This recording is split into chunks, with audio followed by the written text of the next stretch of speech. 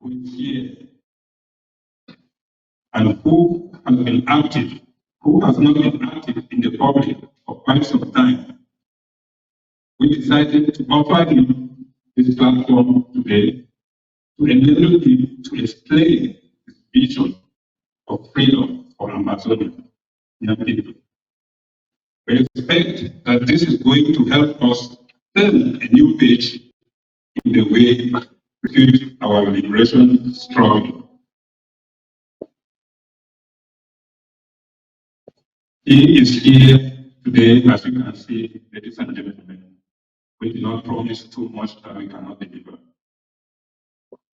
I hope that by the end of this day, we shall be inspired with new hope, energy, and stamina to refocus our energy to fight the common and all over the world. Some are drowning in the Mediterranean Sea, trying to escape to Europe. We all have the obligation to bring this war to an end so that Amazonian children can return home. Our complete existence is in danger, and we must come together as a people, unite our forces like a bundle of broom to sweep the enemy out of homeland. We are grateful that Honorable Wirba is finally here and that you all, including those at home in Amazonia and those watching us remotely, have shown so much interest in understanding his vision for Amazonia. In case you need special help while participating at this event, please don't hesitate to contact me or any member of our association, Southern Companies Association in Germany. Long live the Federal Republic of Amazonia, shortly the Amazonian Liberation War. Thank you very much and welcome to Sturgaat.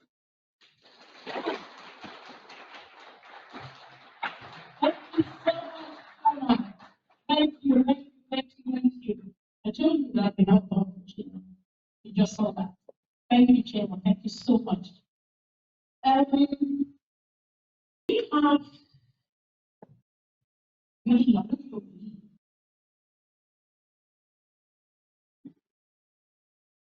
I need to say something about the really, son of the sword. Who saw the topic about it? We saw the topic about it. Really, maybe you start making your way up to meet these. You saw the topic about it.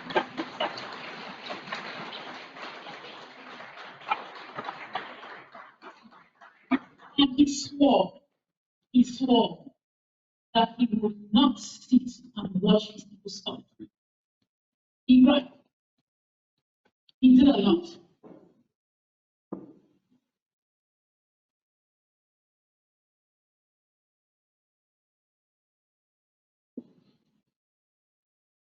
He went.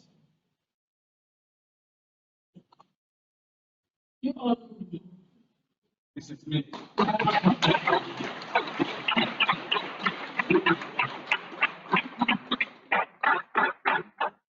That's not what he did. He came up with a song to console his people. There's been things. He came up with a particular song to console his people. To tell them that. What did he say? 1 year? About a year or 3 years. He said, we is here today to remind us of that his promise. We thank you so very much for coming and to assure our people that better days are coming. Let's listen to Wirba. DJ, Very good.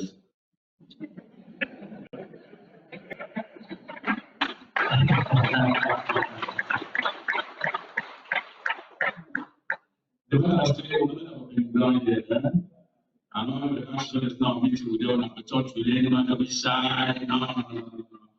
We need that everybody to bring his energy and let him go better. Hello? This is what I said on that. What I'm saying, I know I can't feel that. Come and say, no, I'm not going to speak English, all this stuff, but I'm going to do like that. You understand? I bring a head down. I look immediately in crossroads. Now, I'm going to stop getting any question. Truly, my name is Ricky Barry. I'm content to believe more for. I'm a Bangla son. I'm a Bangla. So I'm 100% ambassador. Minister of Education.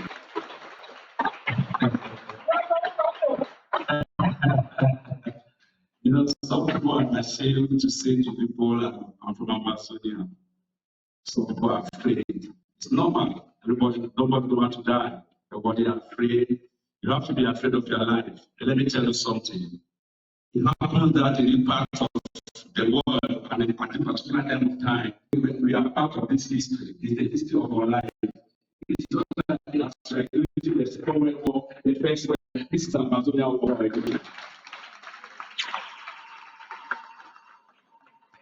And believe me, at this age, somebody can never tell me what to do and where I'm going to.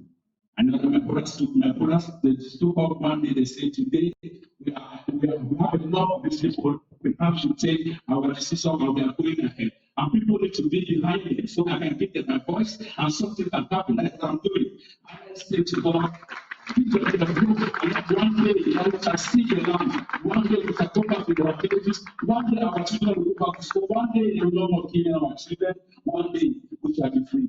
That is what one day made today. You're the best. I'm not shit for what can be money. I'm not just what. People, you're the best, man. We're interested in this law.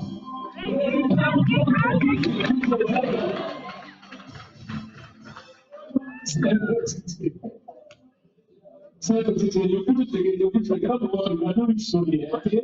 I want to go to football.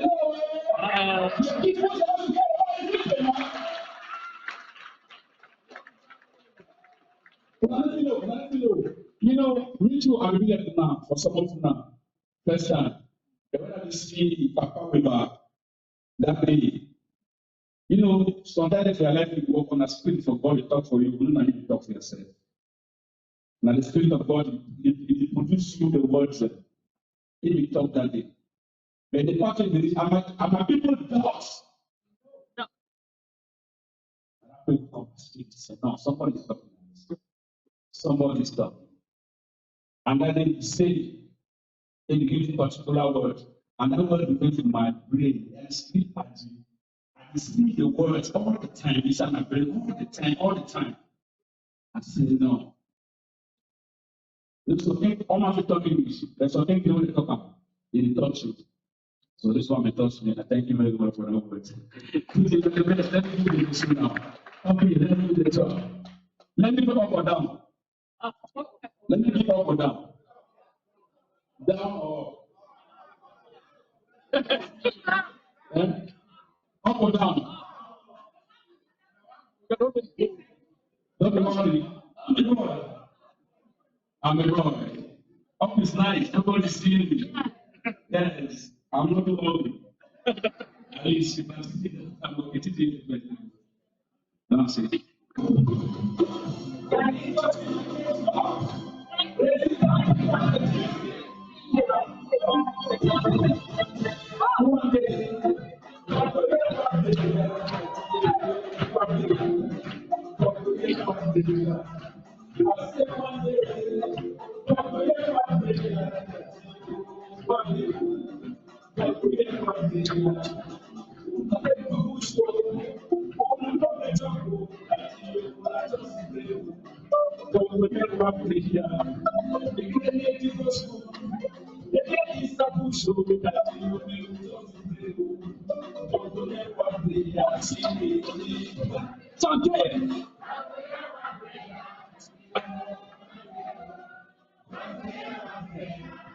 I say one day, God will hear my prayer, that He will hear one day.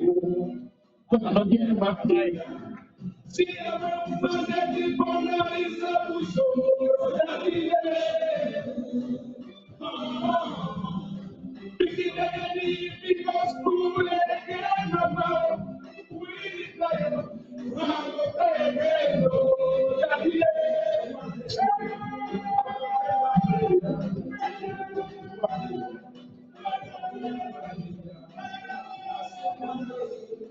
God will hear my prayer, that He will do.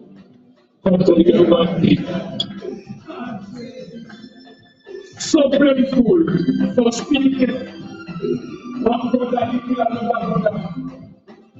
I don't know this story.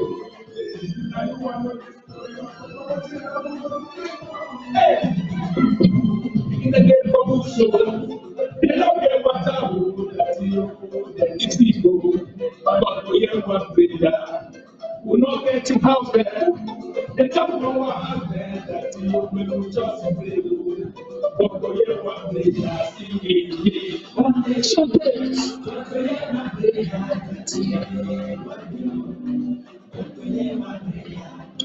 I'll say one day.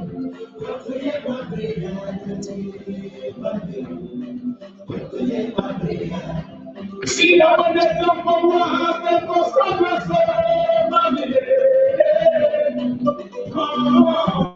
see how when we get in the school, mommy and the population, but when they walk again, who are we going to be there? But they should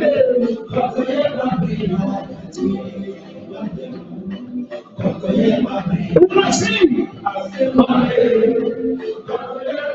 yeah, but one day. Give them to tell you, mommy, then to tell you, brother, who made them is wrong. First you love me, mommy. Politician, them go. Every time we so down, that's it, for me, the brother. Oh, yeah, this story, yeah. I feel, but for you, my baby,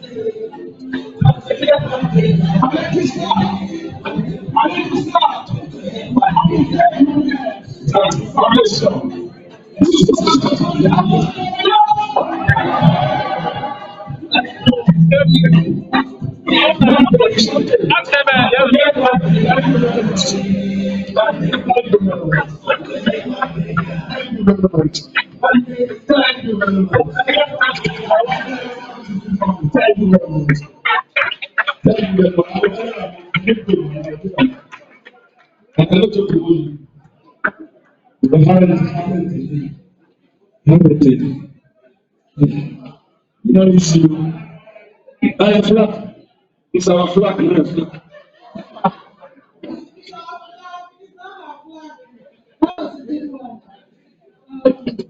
We need to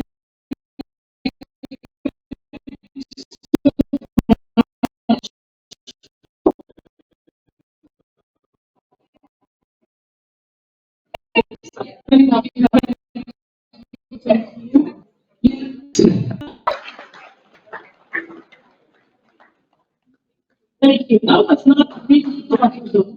Please, another one. Thank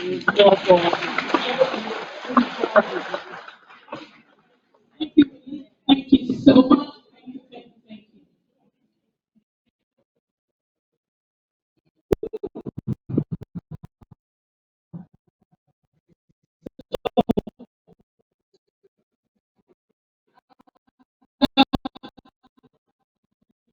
Thank you. Thank you.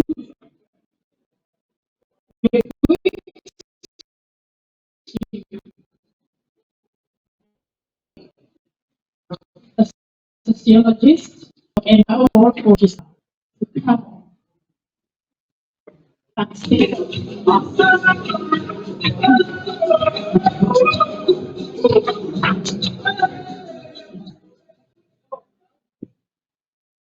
Thank you. Thank you. I'm Justina. I'm a sociologist, as she said, and I am a lecturer, and I am an Amazonian. Whoa!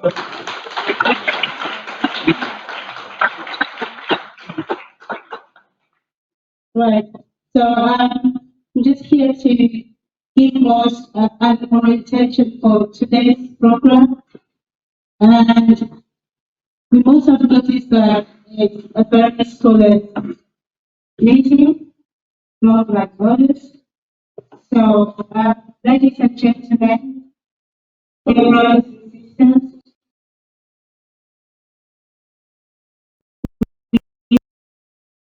you know that we're here because of this meeting.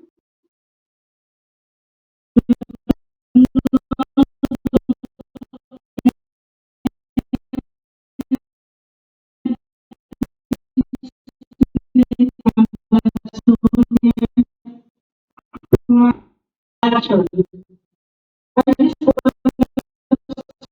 to repeat that we're here because we know the power of vision is usually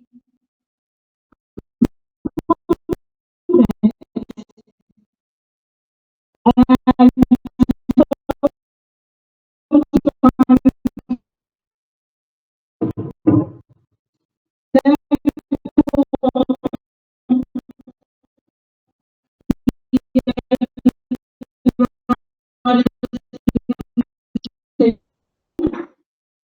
and in the diaspora, would like the program to look like. So I'll wait. Under the Wirba, on the first word here, we therefore plead with you that any part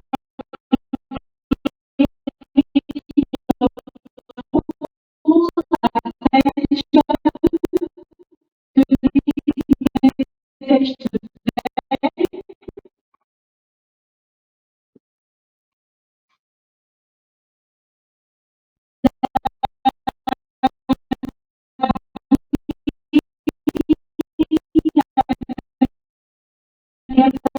to see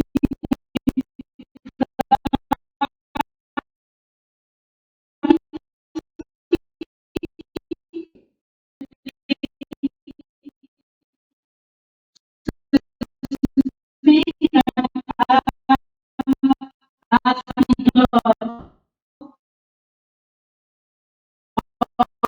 celebrating our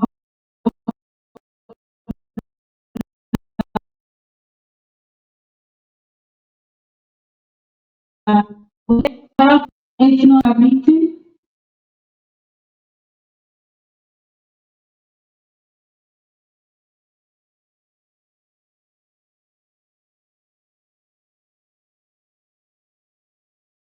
Meeting, and it is for those who believe in the liberation of Amazonia. Right. That said, as such, we would like you to know that the meeting, and it is for those who believe in the liberation of Amazonia. And we plead that we listen attentively. As such, may the God of Amazonia and it is for those who believe in the liberation of Amazonia to our freedom. And thank you. Thank you. Listen. Thank you. That's attentively. As such, may the God of Amazonia and it is for those who believe in the liberation of Amazonia to our freedom. And thank you. Thank you. Listen. Thank you. That's attentively. As such, may the God of Amazonia and it is for those who believe in the others. This one is different. When I go back to our prayers that we heard, some words struck me. Listen, hear, understand, to be able to execute. Those words keep coming back in one form or the other. This event is not like all the others that we know. This is different.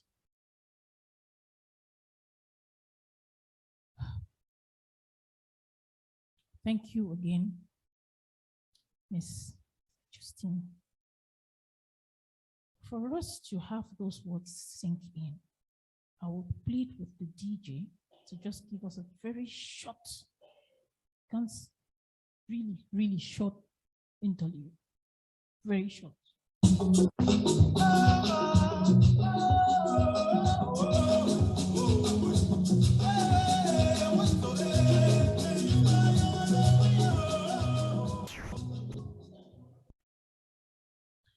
Thank you. Thank you so much.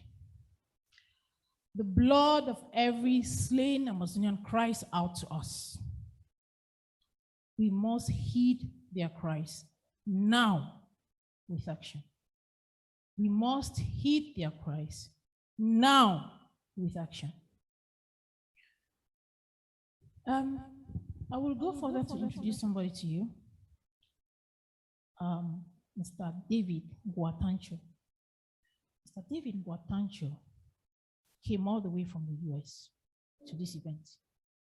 He flew thousands of miles to get here.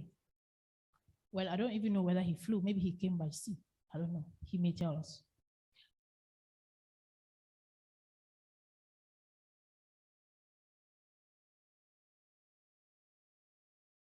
Today. Thank you, Mr. Ngwatancho, David, for taking this long journey across the lake to be with us here. Where is Mr. David Ngwatancho?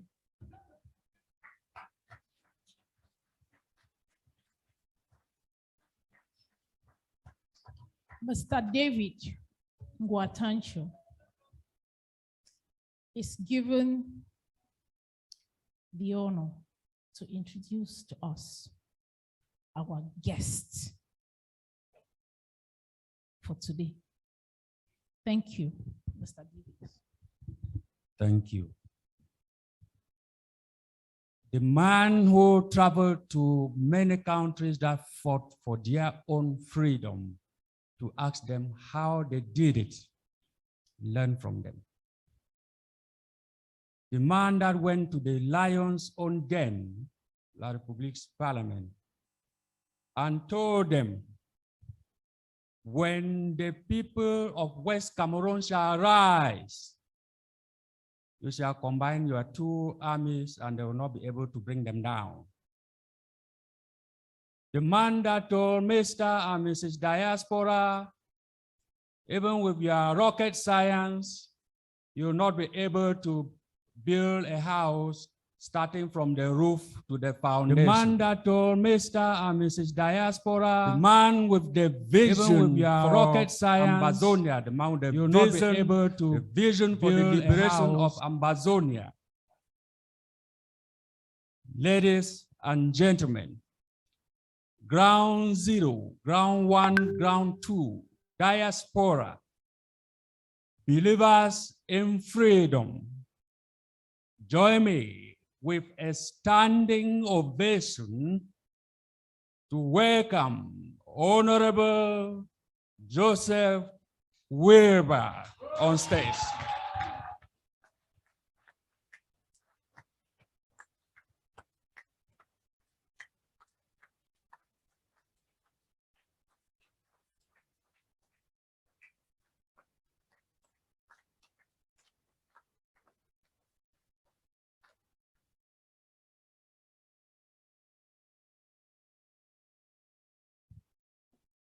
Thank you so much, sir.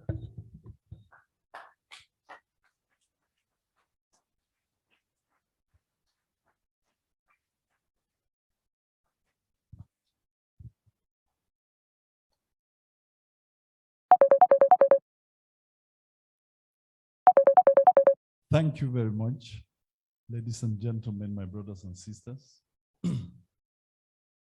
Thank you very much, the chairman and ACA Germany. Germany has been the example to me of how people who want freedom can support those who are in need of freedom. So I appreciate Germany. I'm glad I am here.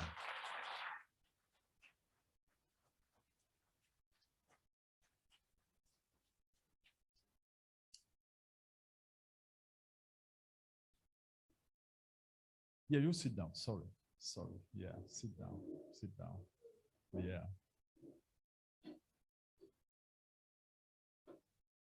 The blood of every slain Ambazonian cries out to us.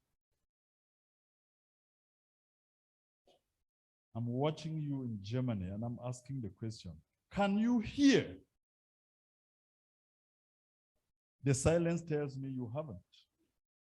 Can you hear the cry of blood? Can you hear? If you can hear, how come you people out here are behaving the way you are behaving? When there is a call from the grave, people respond differently. When there is a call of the dead, people respond differently. Why have you let down your own dead?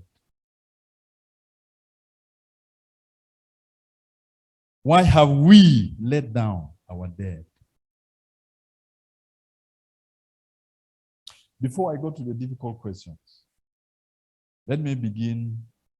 You join me and we serve some honors to the people who deserve the honors of the Ambazonian people.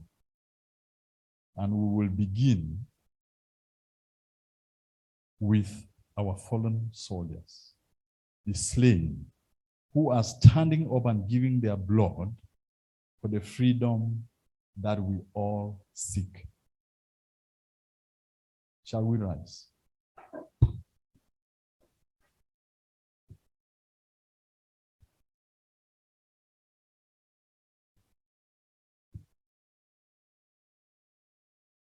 These are the flowers to them that have gone before us, and we send them our greatest honor of appreciation and humility and thanks, because the only way to freedom is to give your blood.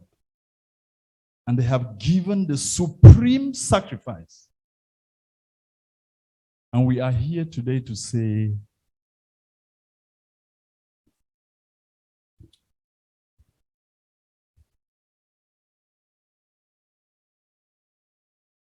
to honor your blood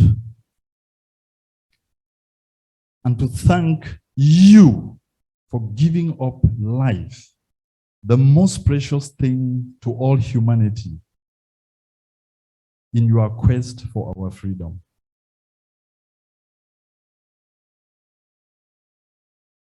I am here today in a strange land to honor you with the hope and the dream that those of us you have left behind can rise up and take the freedoms that you died for. I can hear today, kneeling at your graves, be able to say, I believe in freedom. A lot of people believe in freedom. Let your blood be the ear opener so that they begin listening and learning the road which is rugged and hard to freedom land. May you be in peace. We will bring you that freedom when we join you.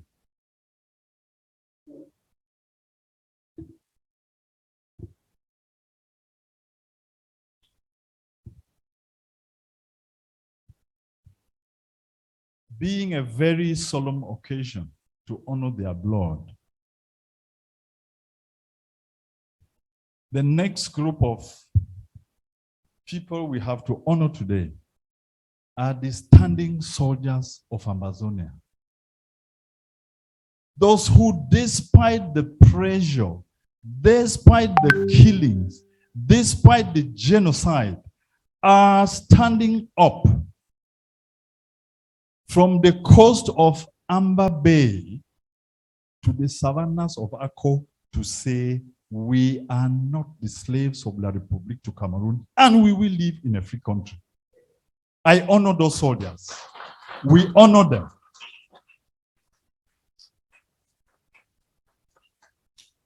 The only message to them from Sturgaat today is just one message.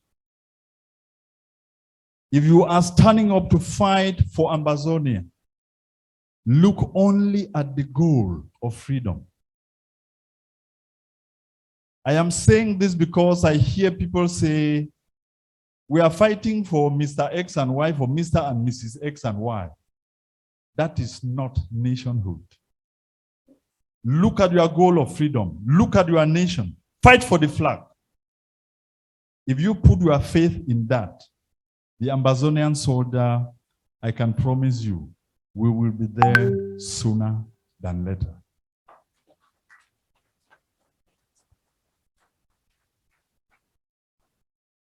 I would like you to appoint two ladies to help us with something here.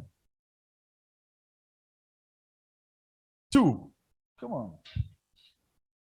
Beautiful people, just run out, you know. Yeah. There are two photographs here of the greatest men of honor that Amazonia ever had, which I want to share with you. One person should stand to the right and then another. Yes. Can anyone by any chance recognize these veteran fighters of the Ambazonian struggle? Raise the pictures. Raise them up. Raise them higher. Can anyone recognize these two gentlemen? To my right, whom do you recognize? His Royal Highness von Gojidinka. To my left, who do you recognize?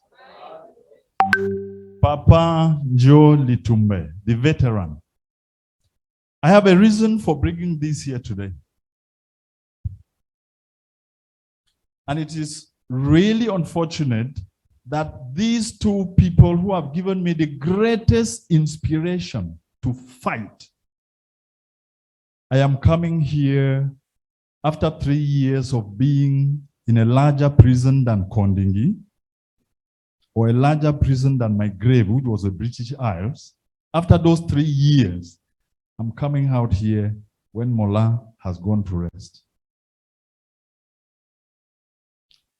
I would like to say today that we honor him. We revere him. We believe in the fight he fought. And that as he rests at the foot of the Fako mountain, we will bring him the story of a free country that he left behind.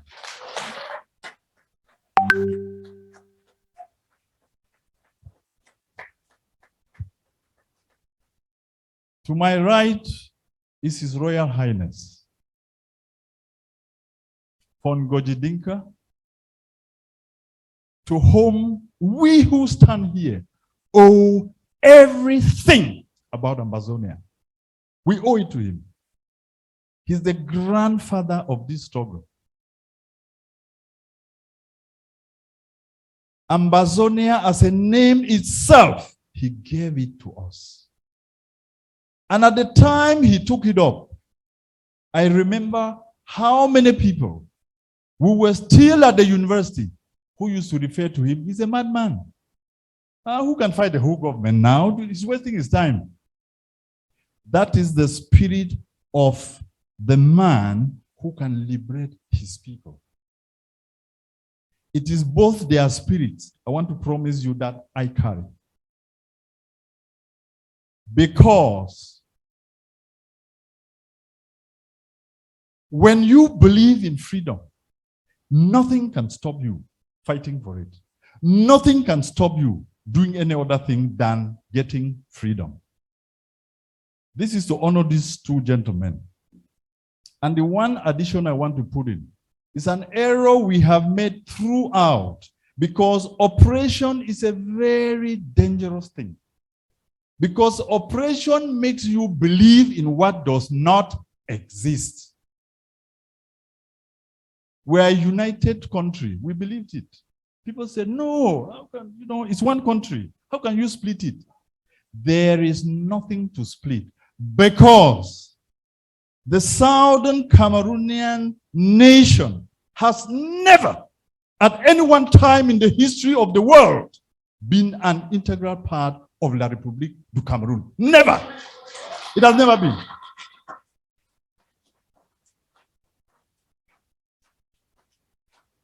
And I'm looking at these two gentlemen.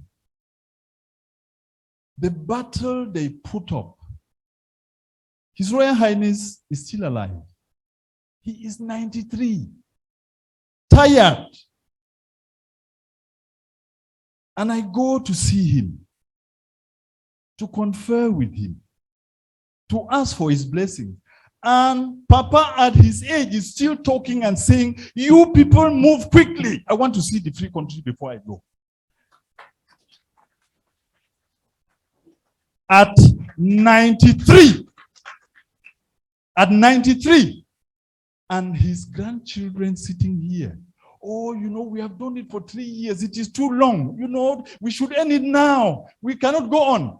Look at this gentleman. His back folded over in his 90s, still struggling to say, go for the goal. Go for the goal. Take your country that was stolen. And you, his children and grandchildren, are saying you are tired?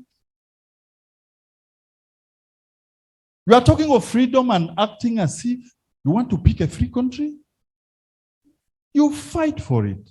Man, you damn fight for it. Break your bones and give your life. These are the two people who give me the greatest inspiration. For one reason, I'm just going to tell you a little story, an anecdote. When I took up the battle in the assembly, and you got the news going around the world because of social media, these two veterans called me on separate days and said almost the identical thing. The person who called me first was His Royal Highness and said, "How did you do it?" Nobody, I want to tell you, even me, I could not dare. In that house, how did you do it? And then he said, and then you make me cry at my age. And he wept. And he wept. And said, I am seeing the sign that that free country is there if you could dare do this. And about a week after, Papa Molanjo called me and said, Wrba, what did you just do? What did you just do? Where did you take the courage from? Now, I now believe that if people like you are now standing up and saying it, we will reach there. It was within an interval of 7 days, these two gentlemen. So they are my greatest inspiration. The last thing I want to say about them before you sit down is that this honor is very special to them. For me, because there is something the French Cameroonians have put down into our psychology, which has ruined our lives till today, to make us believe that we are different. The other people are from the southwest. The others are from the northwest. A nation that was independent at independence in 1960-61, like Southern Cameroons. And somebody tells you it is the northwest and southwest of what? An independent nation becomes a northwest or a southwest of what? Which means it is the northwest and southwest of La République du Cameroun. We would end it. We end it.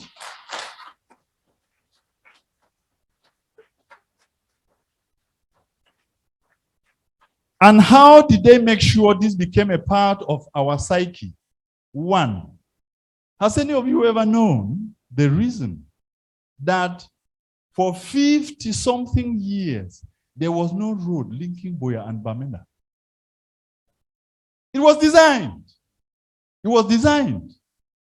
The number of our people who died traveling through East Cameroon to get back to Boya from Bamenda and vice versa. The number of people who died following a 400-mile road that could have been done in 190. Can you believe it? The target was to make us believe that we are different people. And then we started believing it. Everywhere I talk, I always quote my grandfather because I think he was the greatest philosopher that ever lived. He always told us, a man with a large family will have tall children. He will have short ones.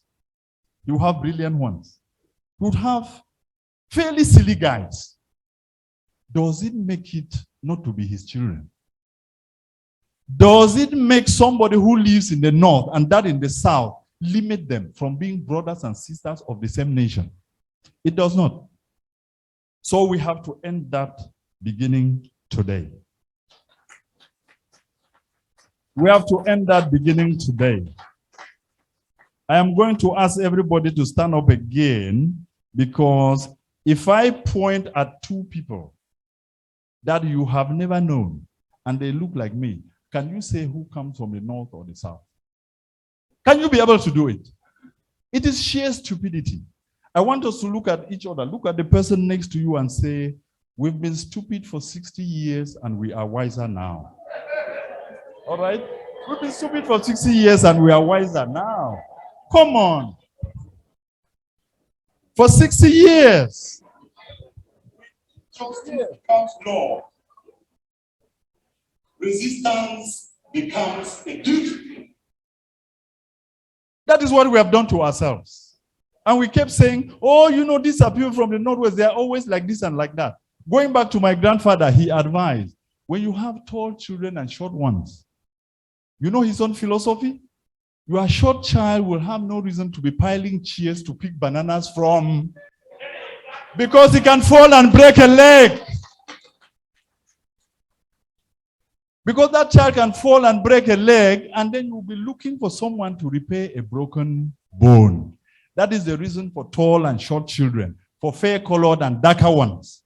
That is the reason. We have to start getting out of that stupidity from this moment. All I know is the nation of Amazonia is one, brilliant, wholesome, and beautiful. And very beautiful. As a nation, we will always have taller people and shorter people. We will always have people who are braver than others. We will always have people who are different. Oh, for people who have had the fortune, even of bearing twins. The two guys come out from the same womb. Do they look the same? And then you want us to be the same in one way. Somebody has to live down south. Somebody has to live up north. So that what cannot be produced in the south can be brought in from the north. And what cannot be done in the north can be brought in from the south.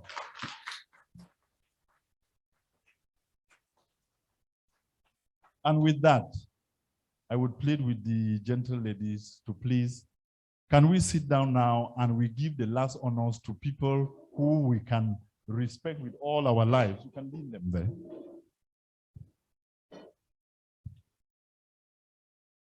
The reason you are sitting down is because the next honors we need to give are to people who would usually sit down or lie down to give birth to us.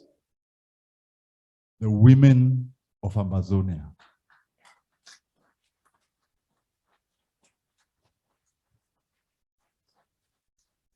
We give you the greatest honor we can today because you have seen it all. If it is the children they are killing, they are yours. If it is the men they are burning down, they are your husbands, they are your fathers. If it is the mothers who are being broken, they are your mothers, just like they are ours. So we give our greatest honor to a Amazonian woman because she has borne the brunt of this struggle. They have borne the brunt of this struggle, and we should give them that respect. I would like us to give a loud cheer and a big clap to the Amazonian woman for her courage.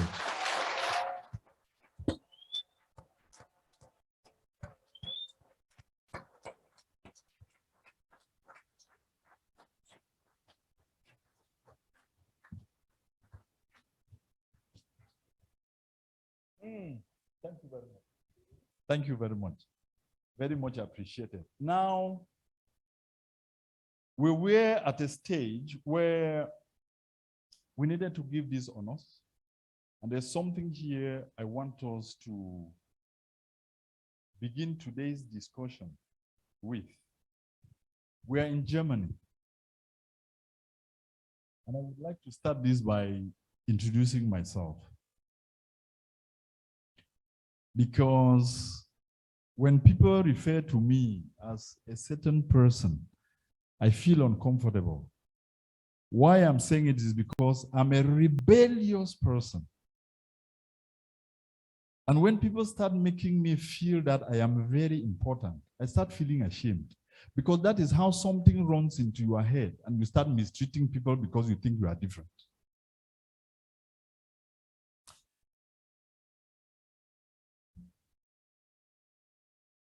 The power of symbols.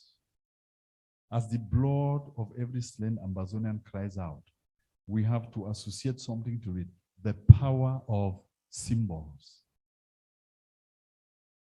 The biggest Amazonian symbol is what? The flag. The flag people fight and die for. And the next is what? The anthem. The next is the anthem. So we are now looking for other symbols to start attaching to the process of liberation. We are looking for those symbols. Willie, yes, I heard you, and we saw you, and we appreciate you, Willie. You and your artists of Ambazonia now have a task. No free nation goes to freedom without song and dance that identifies them as a people. Go now to your workrooms and begin the process of giving us freedom songs.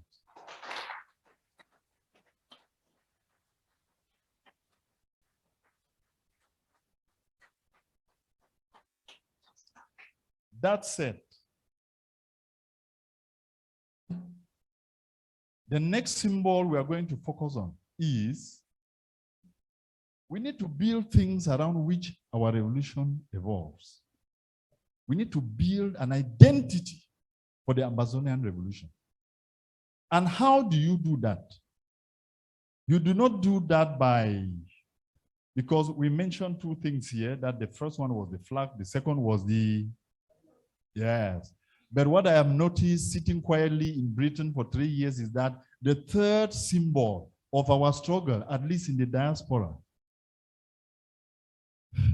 is self-injury, fighting each other. That is the best identity that has come out of all we have been doing. And that identity is the one we need to put behind, to put away, and keep looking at what? The goal of freedom.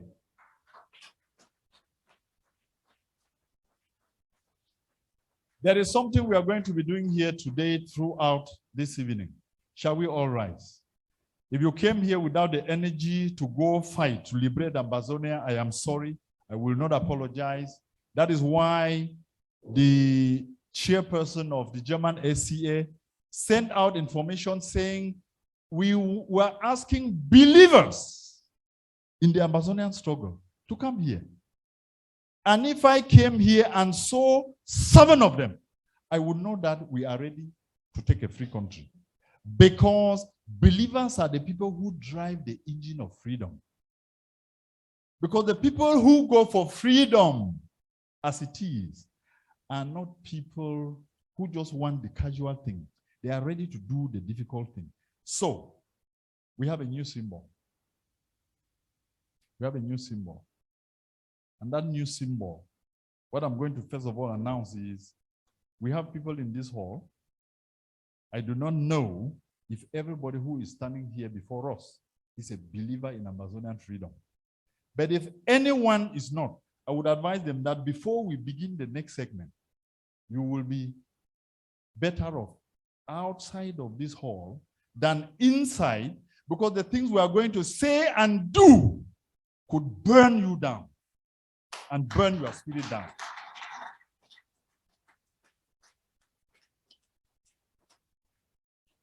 So from today onwards,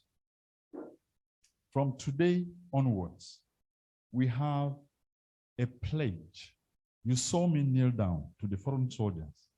We have a pledge to the blood of Amazonian that has flowed. We will be taking that pledge at every turn, that we have something that has to do with the Amazonian struggle. We'll be taking the pledge all the time to remind us that this is no child's play. It is something for which we are committing. I want to give a second chance to anybody here who is not a believer in freedom to please step out. And if you are not a believer in Ambazonian freedom, please step out, because we could do something that could harm you. Yes, I'm serious about it. Right. As we have our hands across the chest to sing the anthem, shall we have them there and repeat these words? Upon the blood of every slain Ambazonian, we each stand and pledge to fight with everything it takes to liberate our beloved homeland.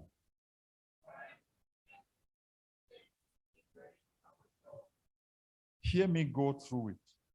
Upon the blood of every slain Ambazonian, we each stand and pledge to fight with everything it takes to liberate our beloved homeland. It is a very important factor. Shall we go through that again? Upon the blood of every slain Ambazonian, we each stand and pledge to fight with everything it takes to liberate our beloved homeland.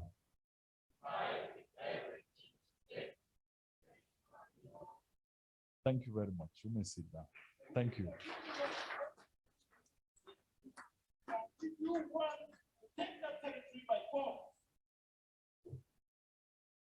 It will never be taken. It will never be taken. Never. It will never be taken. Now, let's get down to the business of the day. The honors were over. We now have a pledge. Let's get down to the business of the day. And I want to say I am proud to be in Germany once more. And I'm going to tell you a little story about how much I fell in love with something German, and I did not know that that thing would change my life and influence my life for all time. I was a high school student, and philosophy was introduced as a new subject that year in high school. And I chose to go and do it. Then I met the best friends I could ever make through reading. Karl Marx and Friedrich Hegel. And I said, my God, these guys, you know, they really say some interesting things. And I took them down.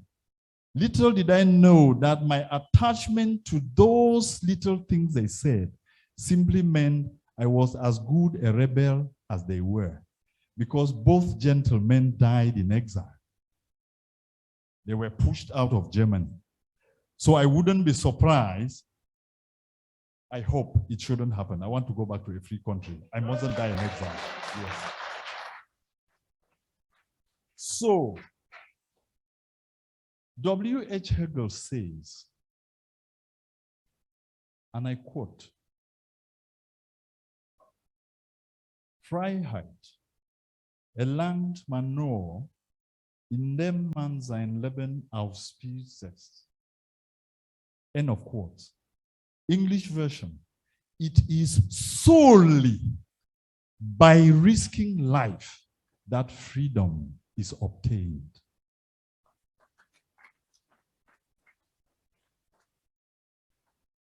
It is solely. Solely in English means the only way. Solely in English means it is unique. There are no two ways to read. I am giving this citation because we have behaved as if there are two ways to freedom. There are none. There's just one way. The hard way, the only way. No nation has ever been free without giving its blood. No nation has ever been free without giving its blood. That's why I'm saying if there's anyone here who doesn't believe in freedom, leave. Because the things we are going to hear here, if you start matching it with the political statements we've been making and flying all over the internet, we will not get to freedom. We will not get to freedom. And we should, because, and we must, because There are believers who are ready to do what? Risk life to get freedom. The soldiers on the ground who are standing and dying, they are risking what? Life to get freedom. All our mothers who've been burned down in the ongoing genocide are doing what? They are risking what? Life to get freedom. We cannot do it without it. So, ladies and gentlemen, that is the core of what we need to know in fighting for freedom. We will be going step by step, and I will let you know exactly what we need to do to get to where we want to be. Mr. Chairman of the SCA, I appreciated your introductory word in welcoming us. And I would like now that we move to the second part, which would be, I want to update the Amazonian nation from the homeland to ground one and to the diaspora that I've spent 3 years in the United Kingdom on exile. And I want to update you as a people and then show you the power there is in walking in discretion. Because my outcry from when I got out here was to tell the diaspora, I think you are running in the wrong direction. And nobody listened. Then I keep saying the same things and nobody's listening. So what I want to do here is to update you so that people begin to learn. Liberators, revolutionaries, people who want freedom, they walk in what? In discretion. When we did the book launch in London 3 years ago, I told you people that the work of liberation is done in the back rooms. It is done in the back rooms. You cannot do liberation from your market square. It doesn't work. It doesn't work. How do you allow your oppressor to know how you think? And then you think you will beat him?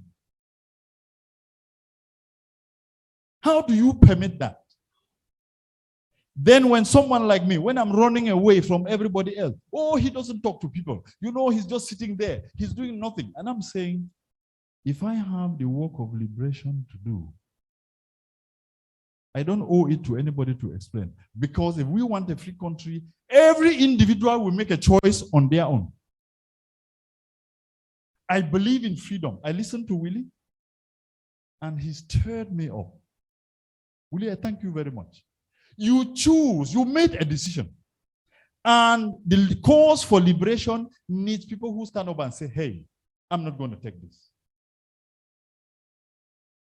Does any of you believe that I took a risk on my life doing what I did in the National Assembly? I don't know. All right. I'm just saying that. Yes. I'm just saying that in order to clear the air,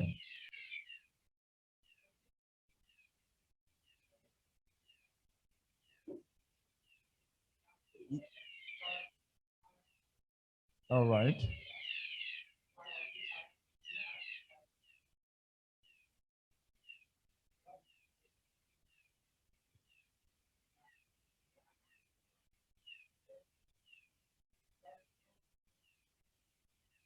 Nation that we call yours. People can do what have been done to our children in West Cameroon. I call it West Cameroon because we will never take it out of our mouths again. That's hard to end.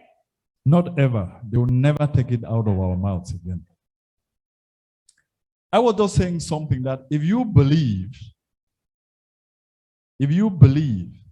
that that I took a risk on behalf of all of you,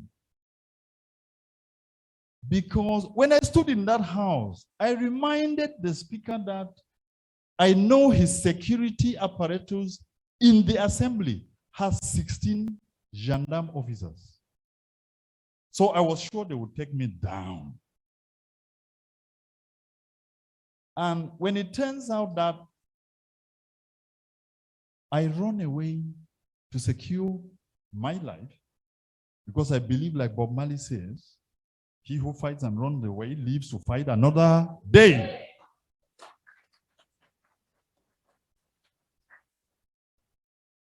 Can anybody want to believe that I did all of that? Ran away to Nigeria, went and came back and said, we will begin from where we stopped. That I did all of that in order to come out to the diaspora and compete with internet politicians over a contest about whether who is ahead of what. No liberator does that. A liberator does not know if he will last another 24 hours. So a liberator can never actually be preparing himself to have a seat. Where? The only seat that belongs to a liberator, first, is his grave. Second, a prison cell. Third, exile.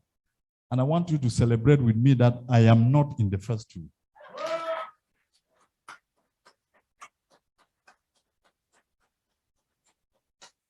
I want us to celebrate this, that I'm not in the first two, because they have given me a chance to undo what we have not been able to do for long.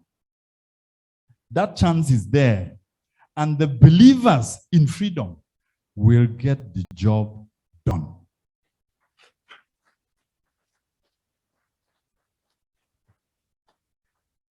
So the work I have been doing for 3 years has consisted of working with the MPs in the House of Commons and the House of Lords in the UK, just to tell our story.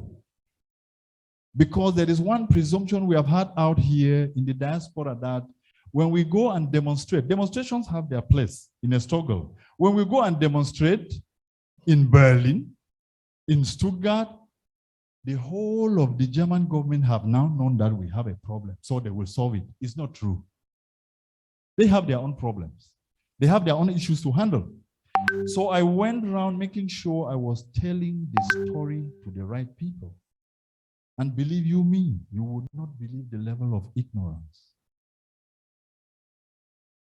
I have had 4 cabinet ministerial meetings. I mean, real cabinet meetings of British ministers. I mean, I don't mean the ones on the internet who are quarreling with everybody, you know. I mean, real ministers. We have sat down and I'm telling your story to them so that they should understand, so that they should know. And I was surprised. And one of them told me, hey, when someone told me 2 years ago that Cameroon had a problem, and that the problem was because of English language, I was wondering, because I know this is a French country. How can English be a problem in a French country? That is how much we had been reduced to the northwest and the southwest of what? I'm glad you remember. So we've been telling these stories and moving the ball forward. The rest of the things are not things that we discuss in places like this, because those things are not done in the market square. There are people who would trust you with information that if they ever heard it out, it's finished. You can never knock their door and they open. So that's how careful we've been with that. Then the famous thing that is taking us around, the Swiss process. The Swiss process. I have had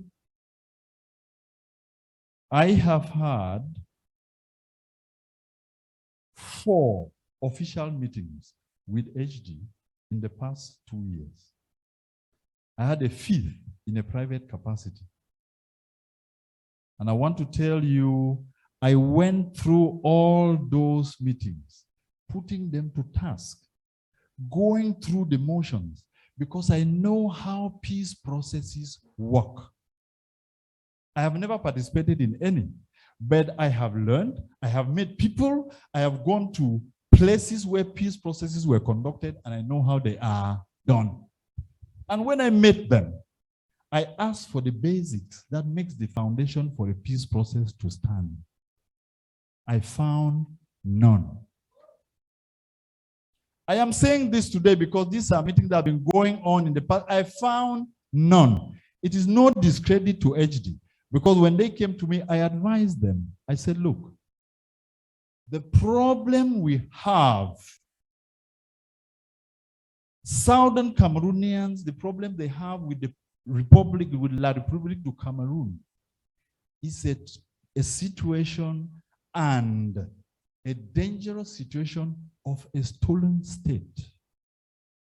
They stole our state of Southern Cameroon and want to make it an appendage of La République du Cameroon. If you people want to participate in this and want to invite us, I want to see the basics.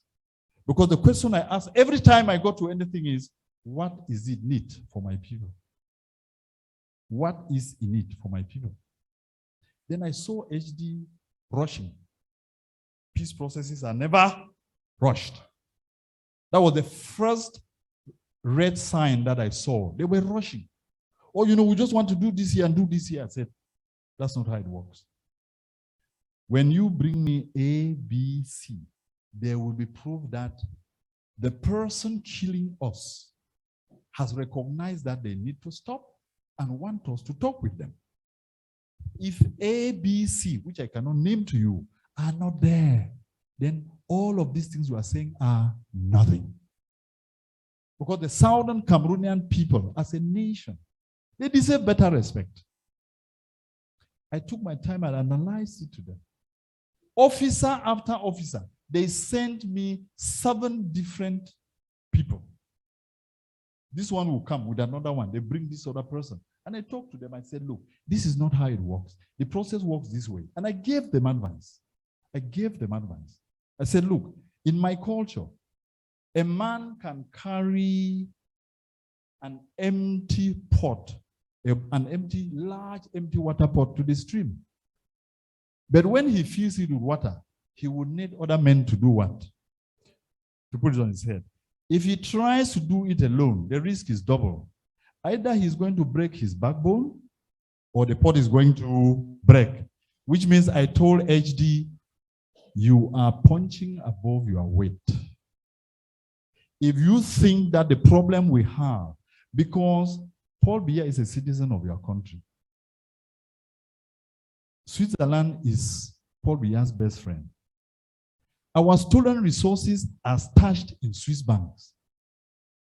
And you want to give me the impression that you can be a referee in a game between us and the Republic is false.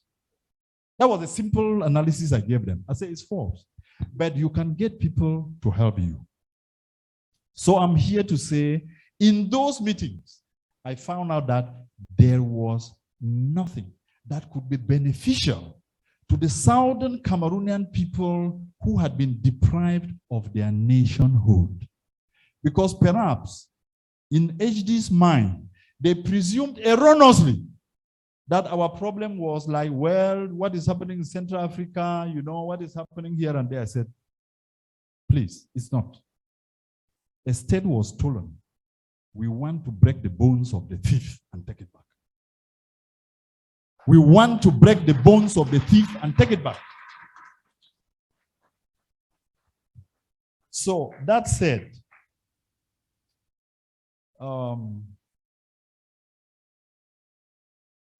you people must have heard that I wrote a book. You must have heard. I wrote a book some time ago. Yes, the Wrba Force.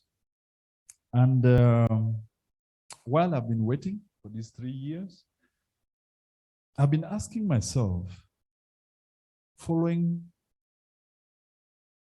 my grandfather's standard advice, when you are a fallen soldier, you can still load the kind of gun you can shoot from a lying position.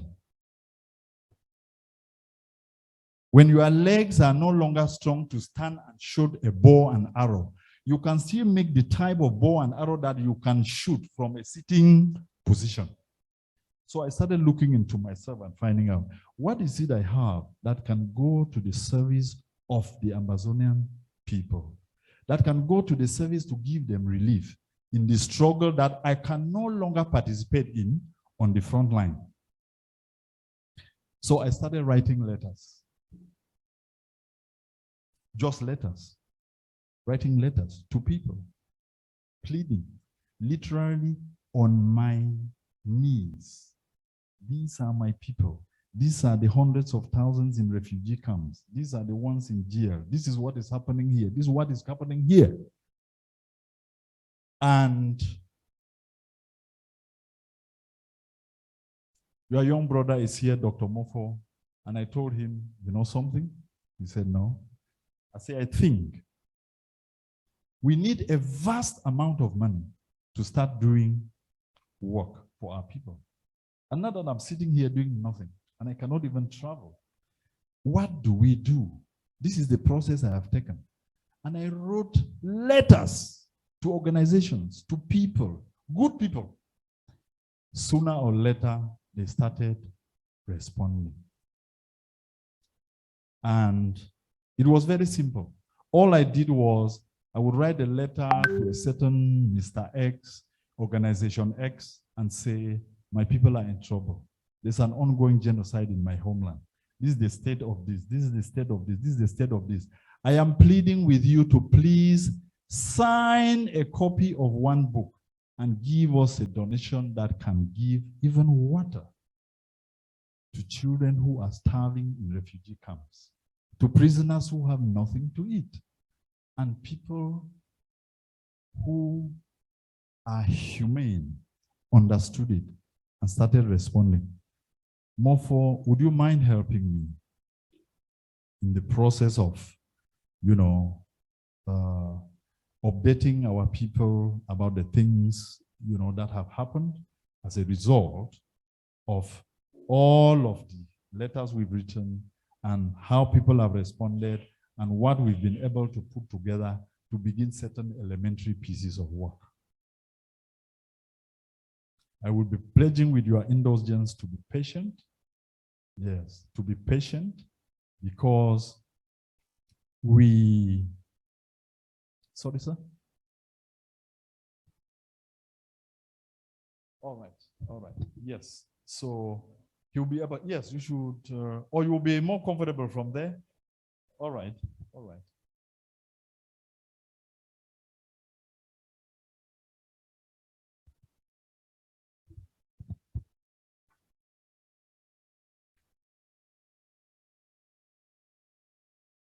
Hello. I hope everyone can hear me. I'm somewhat tired because I was able to go to bed only at 3:30 this morning. We have been working a lot and trying to make things work. He said one thing, which I will say in German because we are here. He said, Freiheit erlangt man nur, indem man sein Leben aufs Spiel setzt. It is solely by risking life that freedom is achieved. And there are some things that concern him that he doesn't even remember, that he doesn't even think of. And there are some things that he cannot even say about himself. But before I talk about the book and how we have struggled to raise funds for our liberation, I want to point to a few things which have enabled me to confirm a man's vision for the freedom of his people. Yes, Honorable, you can sit down. I'll make it short. A few things which I want to mention that have enabled me to confirm a man's vision for the freedom. When Honorable Wrba spoke in the Kangaroo Parliament of French Cameroon in 2016, that was in December, I think every Southern Cameroonian shared that vision. Every Southern Cameroonian saw that there was someone talking on their behalf, and I was not left out. Someone talking against the oppressive system which has been imposed on us by French Cameroon and their masters. And I contacted him. I told him that, Honorable, if you would keep your integrity, because we know that politicians can easily be corrupted.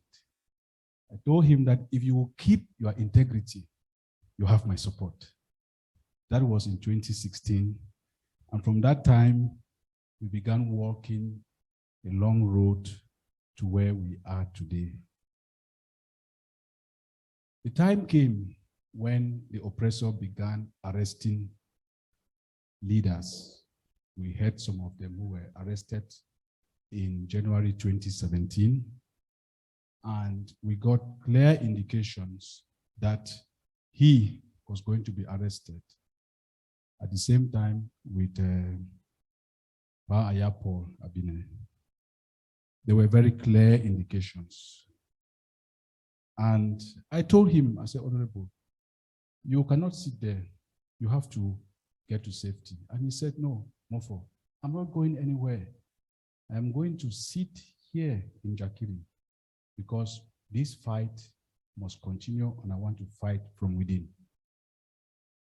And I was here and I kept on seeing the things I see sometimes. And I insisted to him that you have to go for safety. And he refused. The time came when there were serious threats on his life, very serious threats. And to be honest, I had to push him and say, Honorable, this is where you are going. And as he said, he had to get himself to safety, and that is where I would like to leave that one there. But when he went to Nigeria finally, when it was clear that they will pick him up, threats on his life to kill him, while he was in Nigeria, it was around January to March, around that period, he kept on seeing how the revolution was evolving, and he was very worried. I was constantly in contact with him. He was extremely worried. And he said he wants to come back. I said, Honorable, you have to wait. He said, no, Mofo, I have to come back. I have to go to that parliament and keep up this fight. And when I saw that he had insisted, we had to walk the way for him to come back to the parliament. That is when he came back to the parliament in June 2017, taking the risk, although he knew that there were already clear threats on his life. And when he came there, my heart was always beating because I knew what was happening. This one takes me to the next stage where I saw someone very determined to fight for the freedom of his people. And while he was in ground one in Nigeria, the time came when our brothers were picked up at the Nera Hotel. I was the one who told him that our brothers were picked up at Nera Hotel. And he was shocked and he really lamented, and he couldn't even hold himself. Then we saw that it had become very dangerous, even for him in Nigeria, in ground one. And we had to look for ways to take him out of there. And that is how he finally found himself in the UK. The time in the UK has been extremely difficult for him. Imagine someone of his, let's say of his caliber, who comes to a foreign nation to seek for protection and is left there without any support from the system. He abandoned everything at home. And the first time he ran away for his safety, he left a child that was 8 months old. I was in Jakiri 2017, and I saw that child. And he living in the UK for 3 years without support and surviving merely through the goodwill of friends.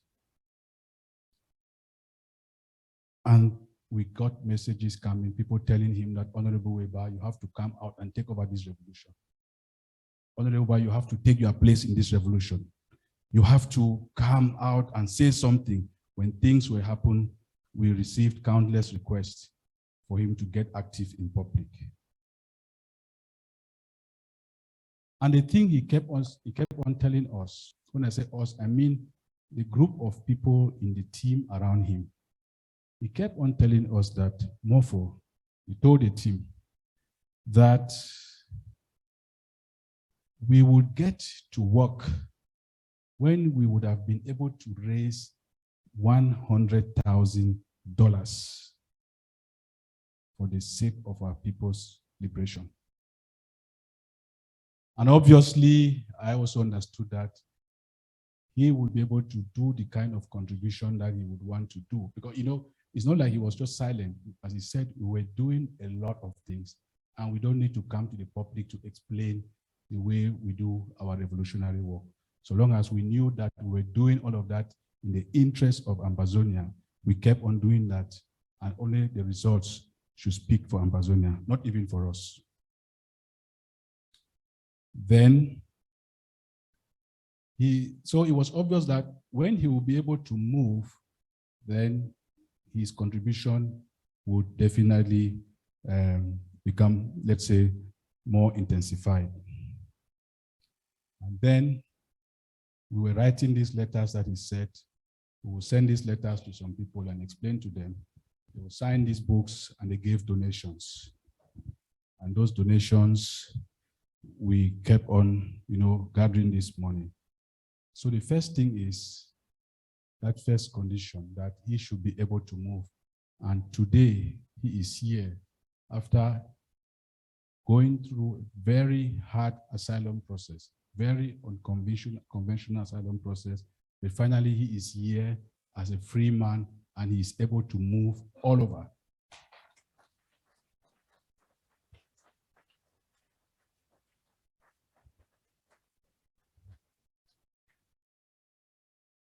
Then the other thing he said was that, told the team that we would have to see that an account be opened in a different country where all this money which is coming in through the letters we were writing and the books that we were sending to people whom we consider donors or potential donors. The one thing he does not like is for us to go asking people to come and give money to go and do revolution, as he said. And so finally, we came to the stage that an account was opened in a foreign country, and 2 ladies and 1 gentleman are the ones who are signatory to that account. And one thing he told me particularly is that, Mofo, I will not want you to be signatory to that account, because he thought that with my nature, if there are some difficulties, it might lead us to let's say, I may pity him and use some of the money for the things that were standing in front of us, really, really difficult things. And one thing he also mentioned is that for the kind of things that we need to do for this liberation, a liberator does not need to have access to money. And that is something about honesty.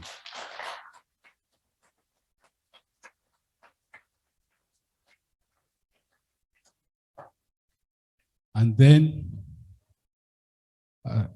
finally, we got the $100,000 that he was talking about.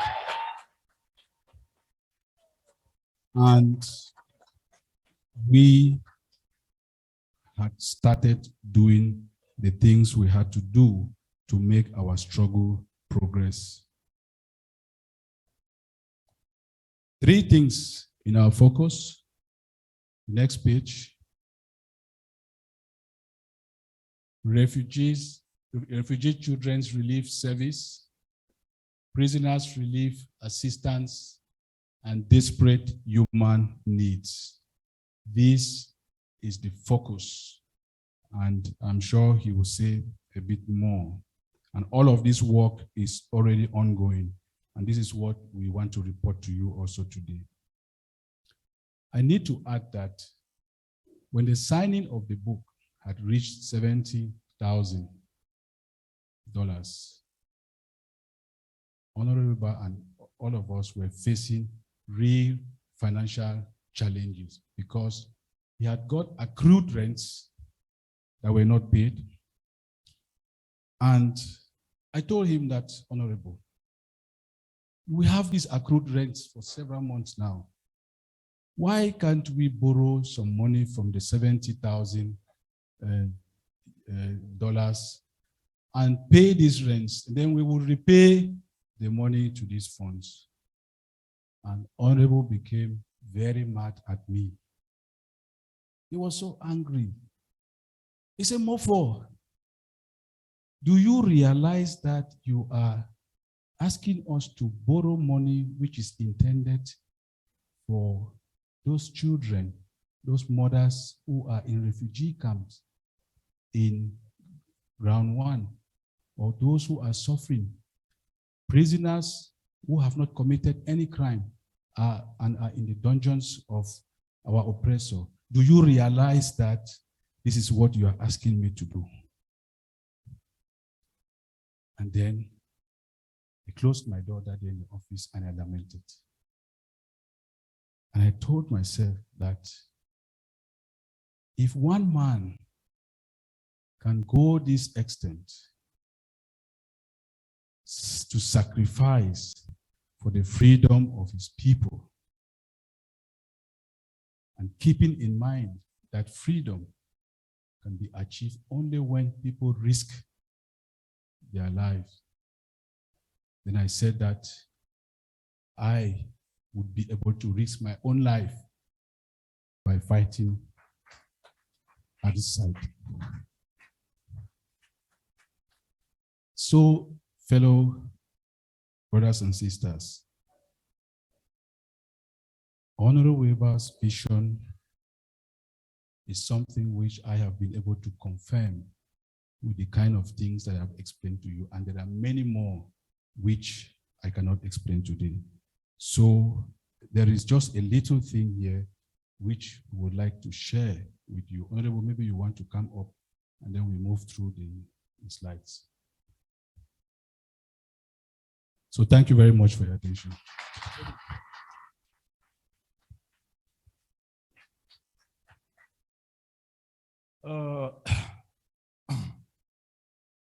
I appreciate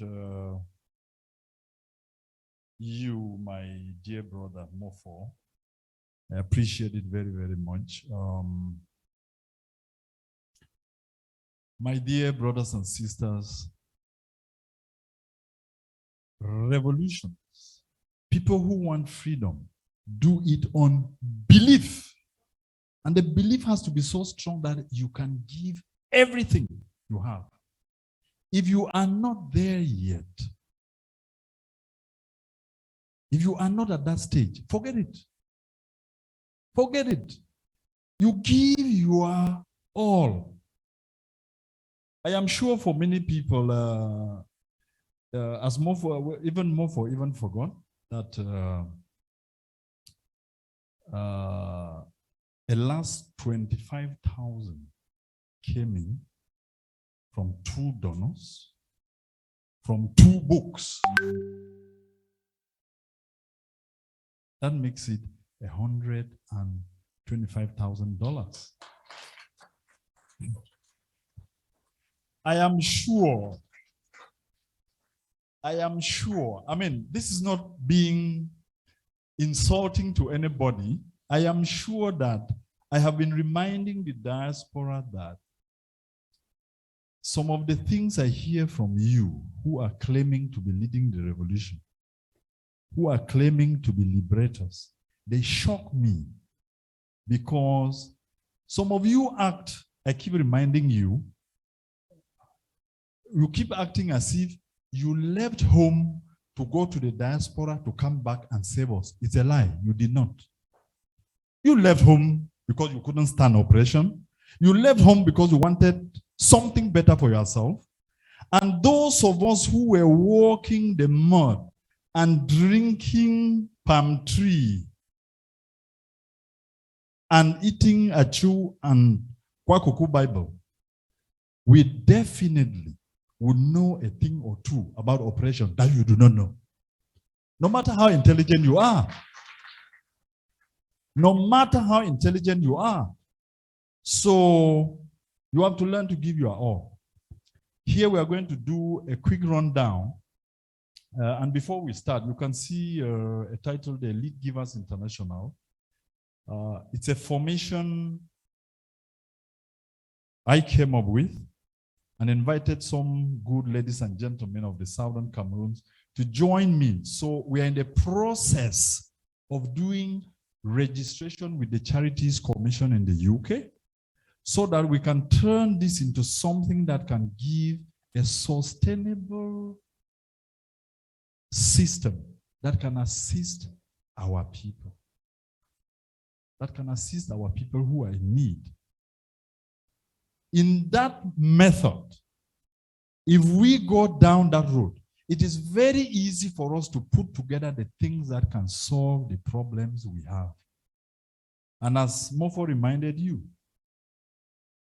I keep telling him, I could shout at you, Mofo. I'm not sorry for it, because the reason I was saying do an account in a foreign country was for one simple reason. I know money better than most.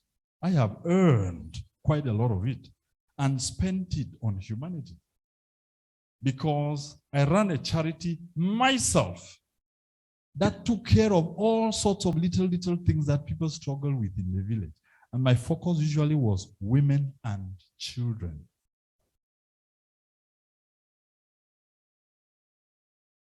So in doing the things that I do in my life, I've been telling people that my values, my highest values, are human. My values are not economic. I have no value for money, because money is just paper, and it has no use until a human being who does not have it is saved by it. That money has no use. So I am here today to tell you, Ambazonians, that the heritage of the Ambazonian nation will be your children. And your children's heritage will not be the bank accounts you are keeping in Berlin, Manchester, New York City, and Hong Kong. It will never be. People's heritage is a homeland. Whatever you have there belongs to that nation that borrowed you from Amazonia. Finish. Whatever you have there has no meaning. Your children. So and your children's heritage. When you take that all and whatever you have there has no meaning, and their own children must have a home. So until we reach a stage when you take that all and say my children and their own children must have a homeland, your money is nothing. Wood ash is better, because if you so let's begin and show you a few things. Always they have enablers. Always. That we've been able to create on the and all of them use exactly the same language. It's amazing when you look at this whole thing. The colonial authority always claim that the oppressed is what? They tell you the oppressed are challenging law and order. The oppressed are terrorists, and deal with them as you want. Check out. Everybody talks about Mandela. I've known that the South African apartheid system characterized him as a terrorist. Doing work with your mouth shut And I'm here today to tell Ambazonians, if you don't shut your mouths and shut some of those your forums where you have decided that your own freedom will come through the forums and the fora and everything you are forming, if you don't shut them down, you and your children will remain slaves of the Republic forever. If you don't shut them down and begin work, and it is the kind of work that nobody should know about until the job is done. So we have this wonderful team, more for which. So what we did first was, we are running a program in which, for the Children's Relief Service, we provided 25 tons of food, 25 tons of food, which we selected that we would give it only to young children between the ages of 2 and 14. By the time we finish the presentation, you will see the portion of money we put away to this was 30 million CFA. And we've rented these warehouses. We are hoping that if we have people who can see this vision, we could make this sustainable by keeping those shops permanently and then stocking up the foods that can assist those people. Some of the Nigerian officers will be talking here to you. What we are doing means to those your people, whom you can easily sit here and relax and talk about, oh, you know, we hear they are suffering. Okay, you know, they are in refugee camps. Okay, that is not how it works. We have to have a direct touch with humanity. Because the reason I've been insisting on my values is because I will fight for you and everybody else with my last breath. But I will never fight with anybody over a 10 euro bill. Never. You take it from me. I'll give it to you. If it's $1 million, you take it. I'll never fight for it. I'll never. But I will fight to protect a child with my neck. That is me. And anyone who stands up to talk about liberation, if we do not create a country for the unfortunate, what country are we building? What country are we building? You build a country that protects those who have nothing. You build a country that protects the unfortunate, the old, the children, the sick. You cannot build a country in which you will just group your friends like you do around here. Just group your friends and say, as I was coming here today, by the way, it's a distraction. Oh, the fear was, you know, Wrba is coming to form another government. He's trying to overthrow all the other governments. And I'm saying, you fly a kite and think Wrba can ride it for an airplane? I don't do stuff like that. I don't. And I will never, if you go back to my history, find out from the SDF, the people who fought in the streets in the 90s to make the SDF stand, I am one of them. I don't know how I survived it, but I'm here. Why? Because I believed in freedom. And for all that fighting, I sat back and was campaigning for people and sending them to parliament for 20 years. I didn't ask for a seat. But when I got to a state where I discovered that these guys are just going, they come back and tell me stories of champagne parties when your people are suffering, I said, okay, it is time for me to go. And when I was going, I told them from my constituency, I said, I want to go to this place and change how politics is done. And they said, what are you talking about? What can you change? When my day came, you saw it. Now there is a chance I could have another day to take back our stolen country. I will give my neck to take it. I will give my neck to take it. So that those of you whose business is running government, running administrations, running all of those things, if that is your own business that you find fun with in your life, you can stay behind and work on our blood, including those we're honoring here, and go take, Go be anything you want. I don't give a damn. So I will never fight or contest with anybody about having a certain advantage or having a certain position or having a certain power. What are you doing with it? What are you doing with it? It is work, hard work. The job of liberation is tough. It's tough work. There's been more talking from the people who define that they are leaders because there's little work they are doing. If you are doing the hard work, nobody hears you. Nobody. If you sit for 8 hours, 9, working out strategies on what you do when you see children crying helpless, some crawling, because they just want 1 cup of rice. If you are worrying about things like that, you would not have time to be talking about those things. You wouldn't. So, Dr. Mofo, oh, sorry, sir. So, this is part of what that team was doing.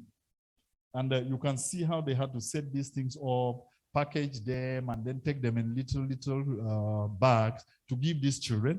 And by the way, we have, as we speak, 135,000 people in refugee camps all over Nigeria.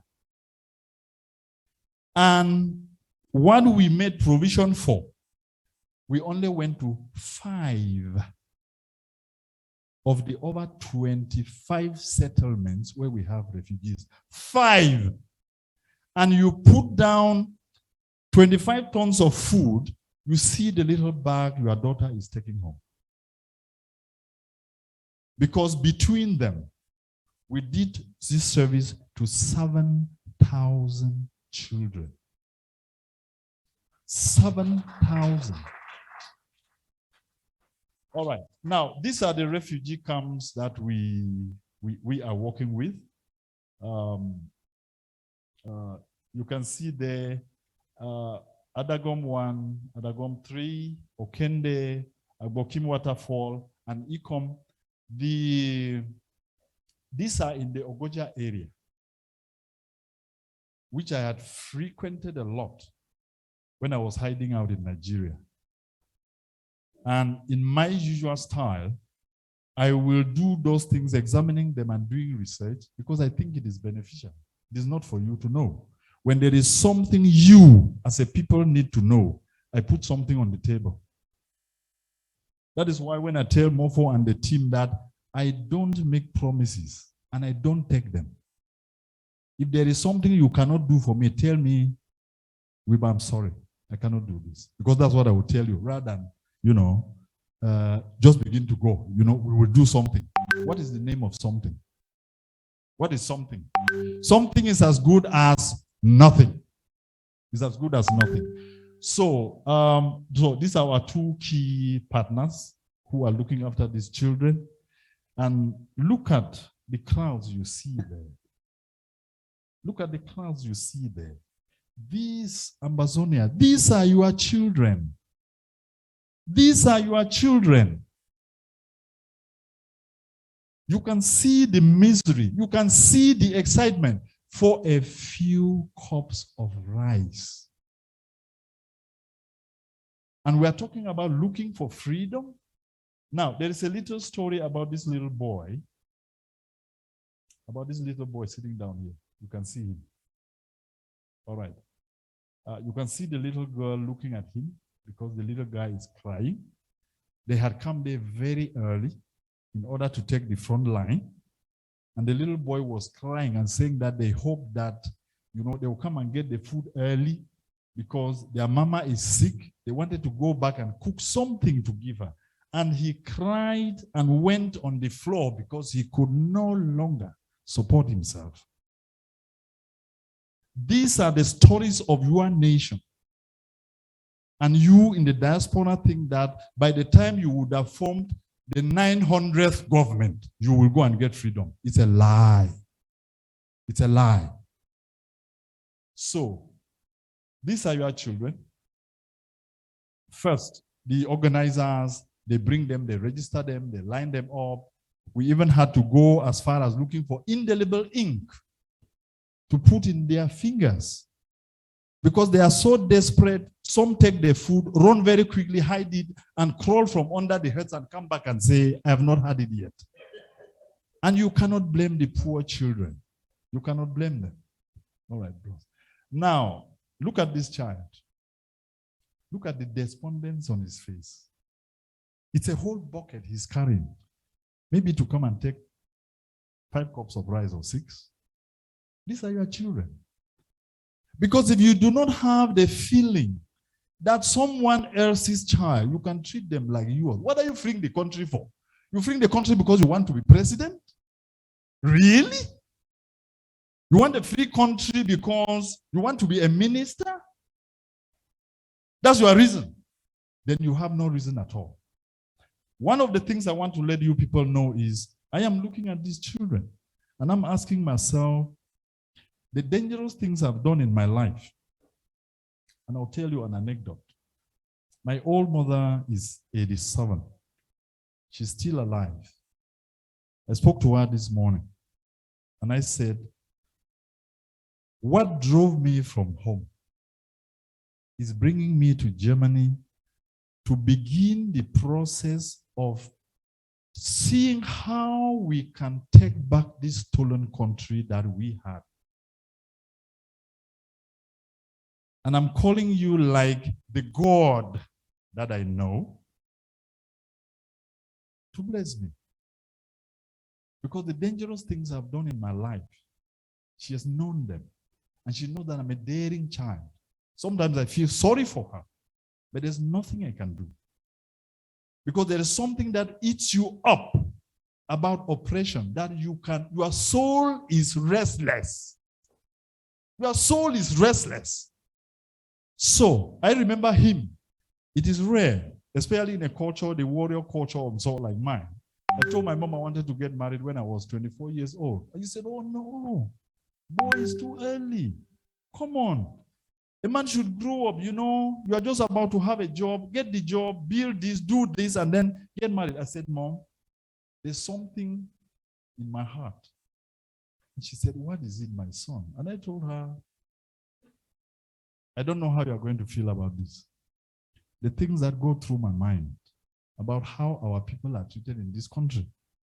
I think this government will kill me before I get to have an offspring.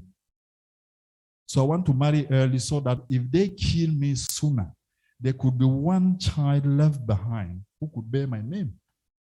And she wept. And they said, all right, I understand. Now, I am connecting these stories to you so that you know what drives someone to do certain things.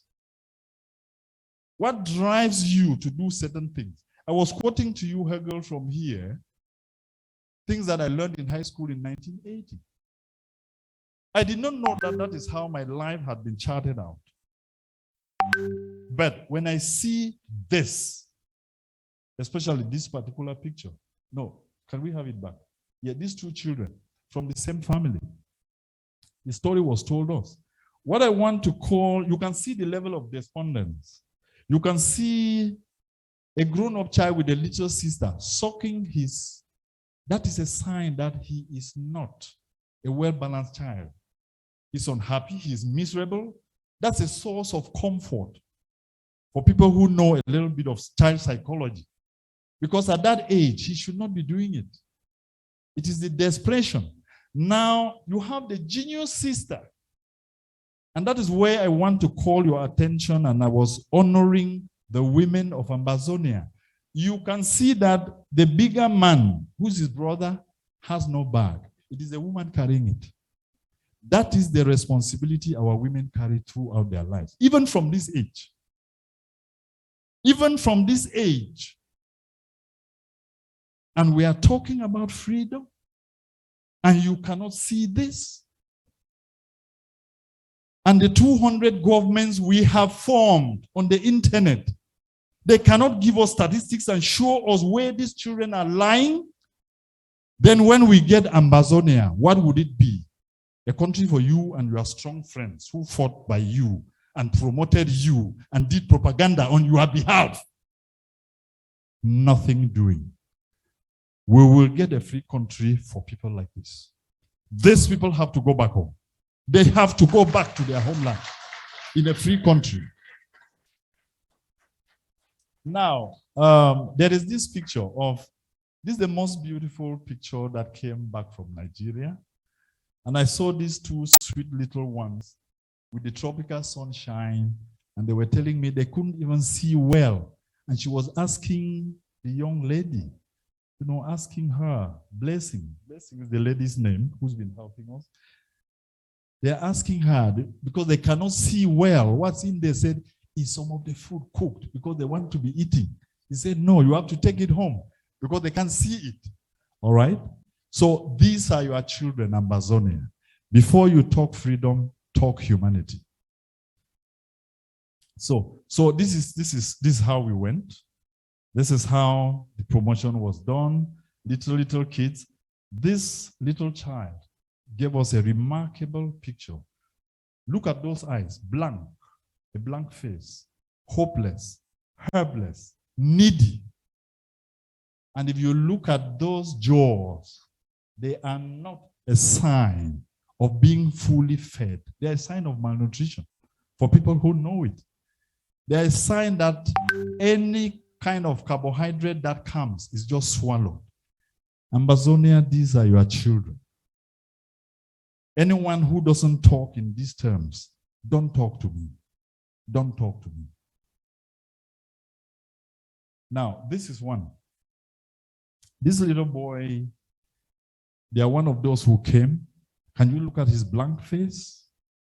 Can you look at the hopelessness? And they are waiting in line. People are screaming. As young as he is, he doesn't have enough energy to keep standing on that line to wait for the food to take home. These are your children. All right. Now, do we have one of those videos that you have? All right. I just want you to appreciate that crowd. Sorry? Yeah, there's a little, it's not much, but it's just for them to see, Look at the place. Look at the thousands of children who are yours.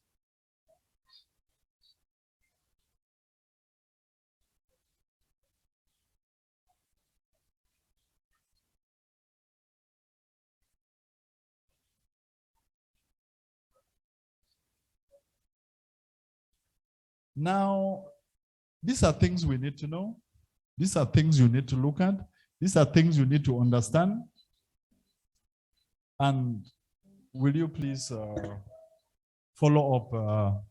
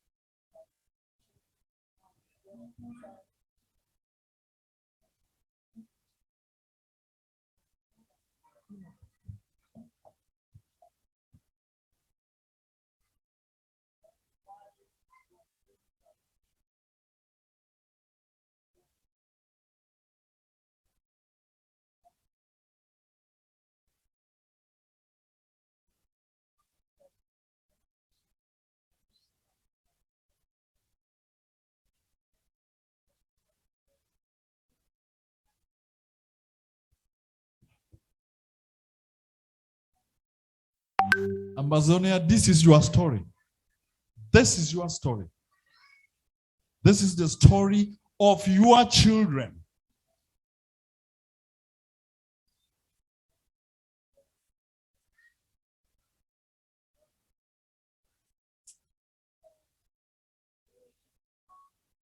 Your children.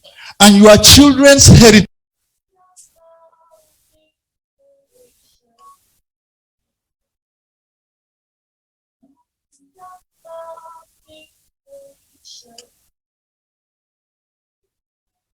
Always they have enablers. Always. That he is not interested in all of that. Because when, according to these accounts, Zul Kanaki told him, Hejo is reported to have said,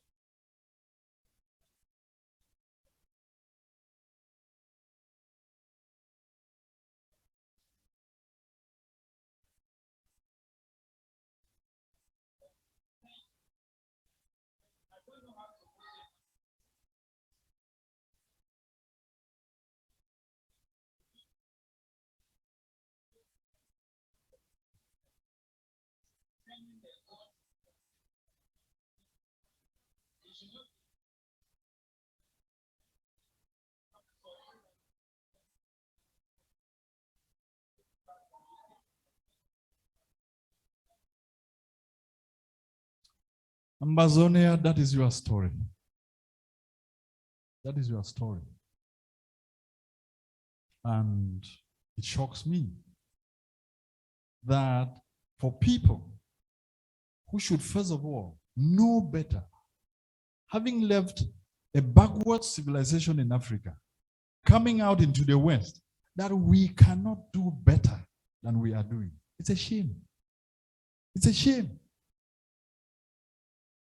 That's why I kept saying, if we believe in freedom, we need to start doing things differently and thinking differently. It needs a total mind shift. So that said, we needed for you to, I'm sure we are through with this, Dr. Mofo. Thank you very much.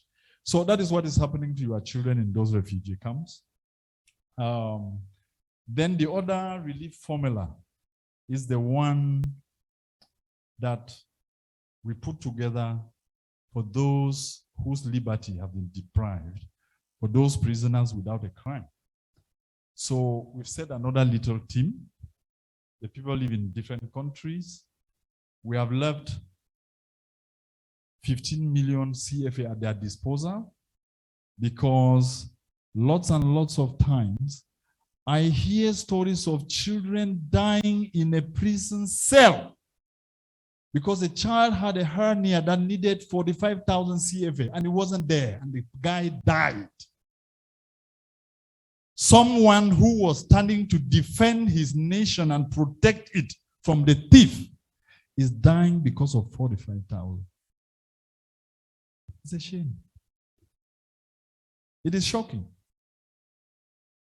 And you people are running in circles abroad, describing impossible things. Where is a nation without its children? What nation are we building? So, thank you very much. Shall we proceed? Yes. This is rather heartbreaking, but we have to follow that. Now, I will give you the reason I am here. This was just an update. The real business of what we need to be doing and where we need to go will begin when today's meeting ends.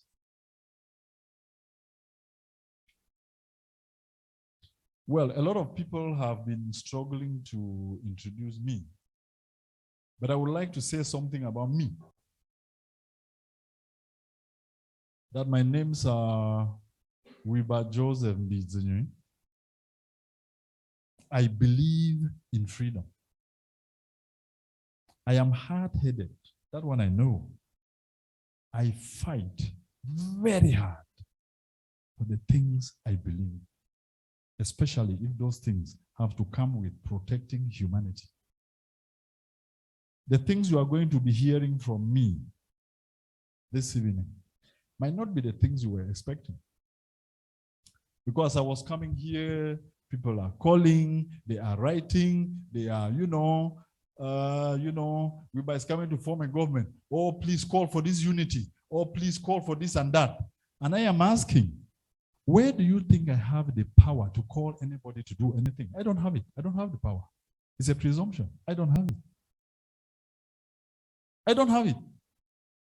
Number one, anyone who wants freedom for his nation, there are things you cannot do. There are things you stop yourself from doing. There are things you must not do or never do. We cannot be talking about wanting to free our homeland, and then people are worried about where will I be sitting when the homeland comes to us? My God. Where will I be when it happens? First, I consider, first of all, that somebody like me, from the things I have done with my life in fighting the oppressive system, I don't think that I will be alive. I don't think. But in a rare situation where God who gives life permits it, I will fight for it and enjoy it with the last 3 people I promised La République, that when they would have taken down from the 8 million, when we have taken down 7,997,000 people, the last 3 people will live in a free country called Amazonia. I can tell you that. The last 3.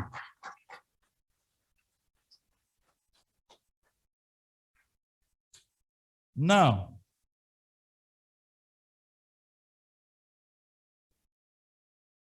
I am here for one main reason: to bring you, Amazonian people, the truths that you are hiding from, you are avoiding, in order to be convenient, in order to be comfortable. I'm bringing those truths to you today, naked and bare. I don't know what anybody feels about the truth. It is your problem. As long as it is the truth, I stand by it. And I will stand by the truth even alone. I have the fortune that I know that when you are dying, my grandfather taught me as a warrior, when you are dying, you cannot take your children with you. I know that. That is why for most fights, when I look around and I realize I might not have someone to back me up, I go with my head. Alone. I go alone. The things you are seeing here, the warning I gave in 2019. And I told you that I was seeing a chance of a failed revolution. And if you guys continue this way, I would leave it to you because I have other things to do with my life. These are the things I'm talking about. If I were to spend the rest of my life doing just this for these people, my life is fulfilled. If I were to leave this struggle where it is, the little I have done will go into Amazonian history, that there was one man who said no. So those truths are simple. First, basically, I am here today to tell you all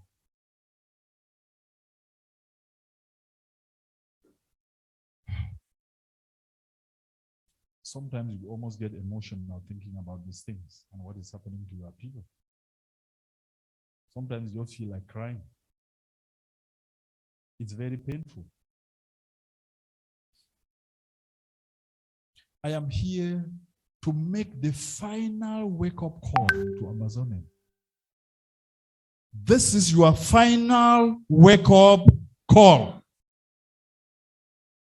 If you fail to heed it, blame yourself for the rest of your life. In the history of every nation, there are men and women who are tasked with the misfortune to always be able to figure out what might happen around the bend. And they always caution others. And the others never do what? They never listen. As we speak, La République would wish, while I was still in parliament, they could have started something to say, you see, we didn't understand this, you know. No, you are not our slave. We wanted this to be better. If we made a mistake, let's begin the process. They would wish, but it's too late now. The people have risen. Like I told them. And once the first gun was fired, I told them this country is gone. The Cameroon, you know, is finished. There will be a neighboring state to the west of La République to Cameroon called Amazonia.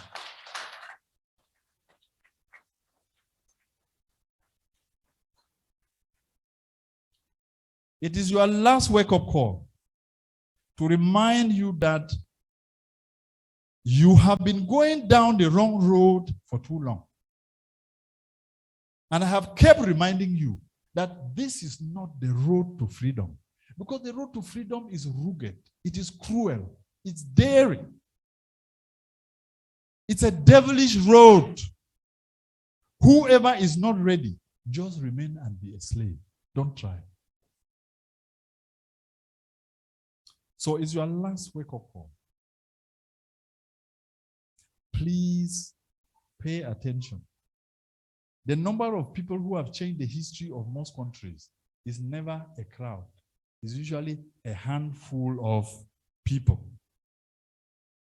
So in the second place, my being here today is to remind you that the goal for total freedom of Amazonia is within your reach. It is there for you to take. I see it very clearly. If you squander your chance, it goes for good. It's a warning. It is there for you. Take it or leave it. Then I'm also here to reassure the international community that Amazonia is better than the one they have come in contact with on Facebook. Amazonia is better than that. Amazonia is better than that. I want to reassure them that we can do better and we will do better, and we have the men and women who can commit to the cause of liberation for their nation. We have them. There's no doubt about it. We have them. That reassurance is because, as I said here from the beginning of this conversation, whoever does not believe in Amazonian freedom, don't sit in this room. Do not. That is why when I heard that people were asking for invitations, that they wanted to come, some leaders, some people, they wanted an invitation, I was thankful to the German community for saying what? No. We are seeing a vision ahead of us. We are realizing it.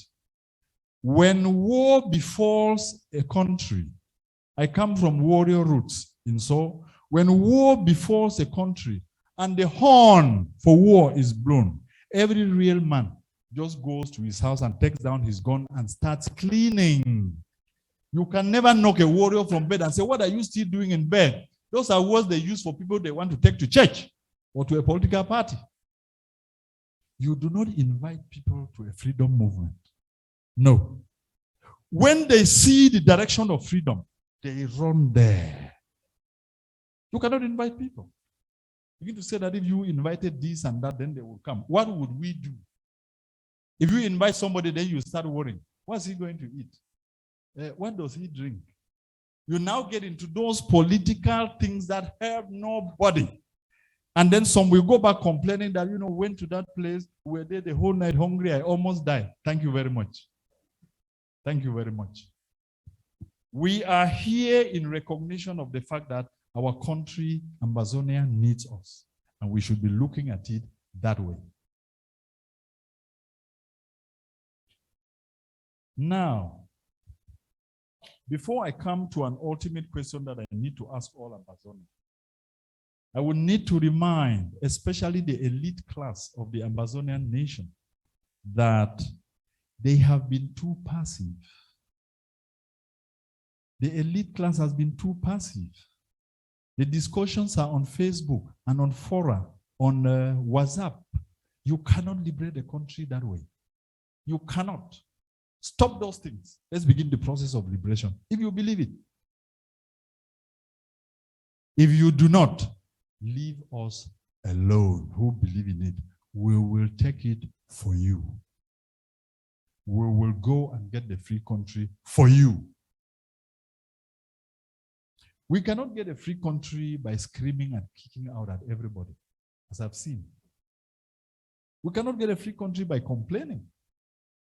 You cannot get a free country by blaming other people. Oh, the US has not done this. The Germans, you know, they have not said something. The ones, let me tell you, Ambazonia, the job of liberation is a DIY. I saw it in England. Do it yourself.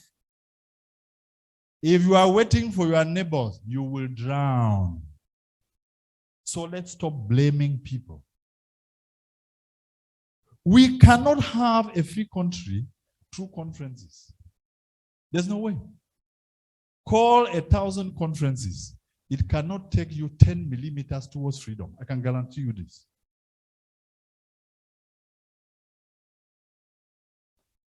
Form the 1,000th government. It will never work. The road to freedom is different from all the things we have been trying to do, all the things we have been pretending to be doing. Those are the facts. We've been pretending. We've been self-deceiving.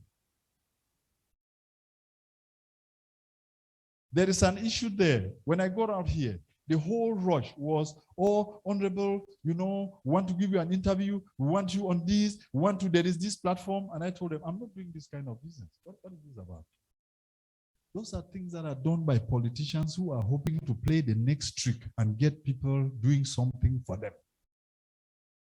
I am the guy who does things for people and for my country. And I owe nobody an explanation what I choose to do. I want to ask all of those who were sending me advice from home, oh, come and call for unity. Try so that these people should come together. No matter how hard you try, there's something you need to remember. Politicians do not unite. Never. If you heard that the CPDM agreed with the SDF to do a certain thing, it is to hunt for the head of a liberator. They can only come together when there is what? A threat to their political setup. And that threat is usually someone who says, go to hell with this. The road is the other way. It is people like me. It is people like you who are believers. So my advice is, if we need to take this to the ultimate end, we need to do it differently.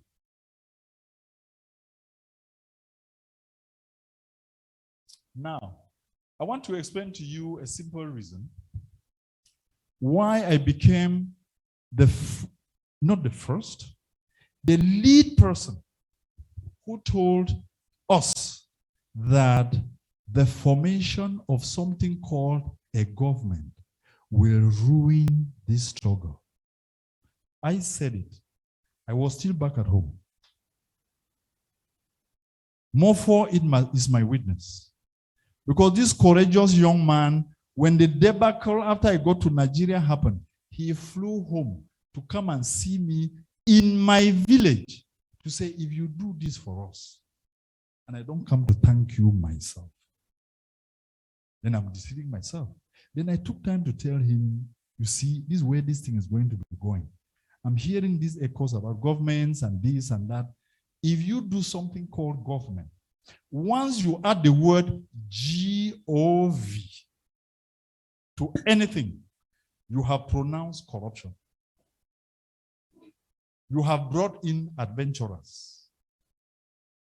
Because a liberation struggle recruits fighters, warriors, brave men and women who can stand and die.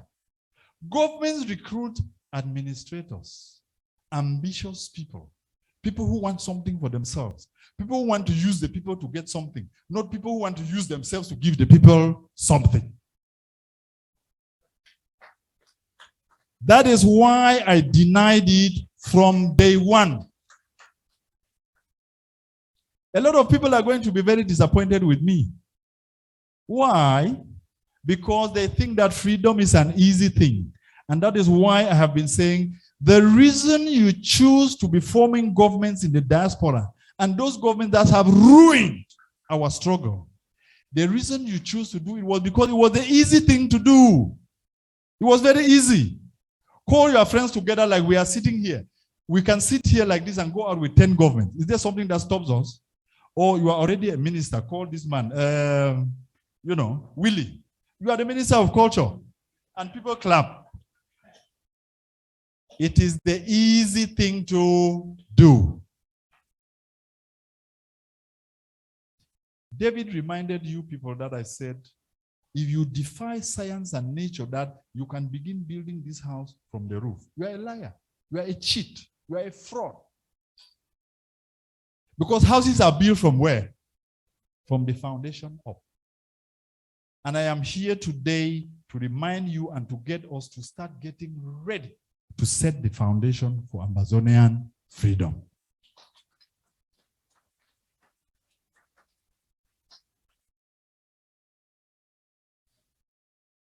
Now, by forming governments, you invite the wrong people.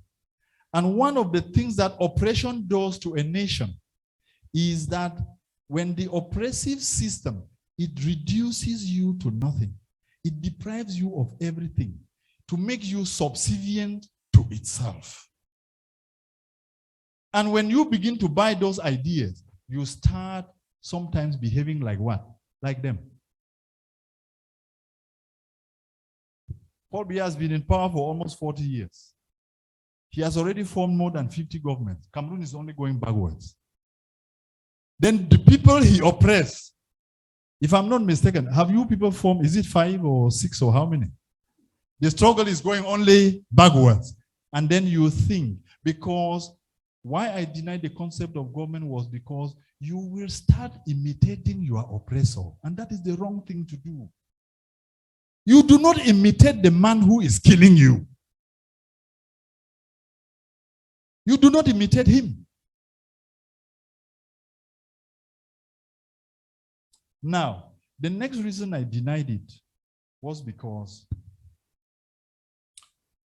you are in the Western world. Every government has an opposition. Every government takes money from who? From citizens. So it shocked me that you people in the diaspora are so learned. Your own government takes money and you are saying that it has taken it, you don't know where it went. The one they take from you here, do they come and tell you where they go and spend it? Does the government come to you and said, your tax this year was 100,000. We put 50 on the road in Boku. We put 25 in this, in one of these cities I used to remember very, very well because I love the footballer there. Leipzig? Yes. Because I used to be, no, Leipzig. I used to be a supporter of Lokomotive Leipzig. So now, if we were to sit down here and be looking only at the cheaper things, those are cheap things. Freedom doesn't come that way. No. That's the reason I was denying it, because you will recruit the wrong people. I've been giving this example. When an airplane lands, it taxis to where the passengers drop off. Are we aware of that? When it is about to take off, it taxis to where it will prepare for takeoff. Can it therefore mean that if you were desperate to fly a plane, you look for the best taxi driver in your city? Can the two go? The taxi driver drives a taxi, so he's taxiing it every day. Does it mean he can now taxi a plane and take it off? There are two things that will happen. Either he will be unable to take it off and the passengers should thank God he didn't take off, or he will take you off and then do what? Crash. We need to be realistic in what we are doing. We need to be conscious of the effort we need to put up in order to get what? Freedom. Freedom comes at a price. And sometimes that price is how you think. Following the concept of building the house from the roof. I told you in London that the fighting that has started in the government circle was because the weight of the roof was now coming down on them. And they were trying to dig the foundation with their feet. It doesn't work. The only thing you do in that situation is throw it off so that you can breathe free air. Start building a foundation. Without the foundation, it will not work.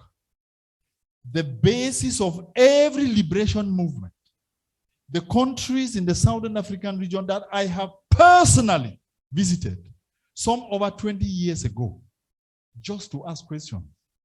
Zambia, South Africa, Namibia,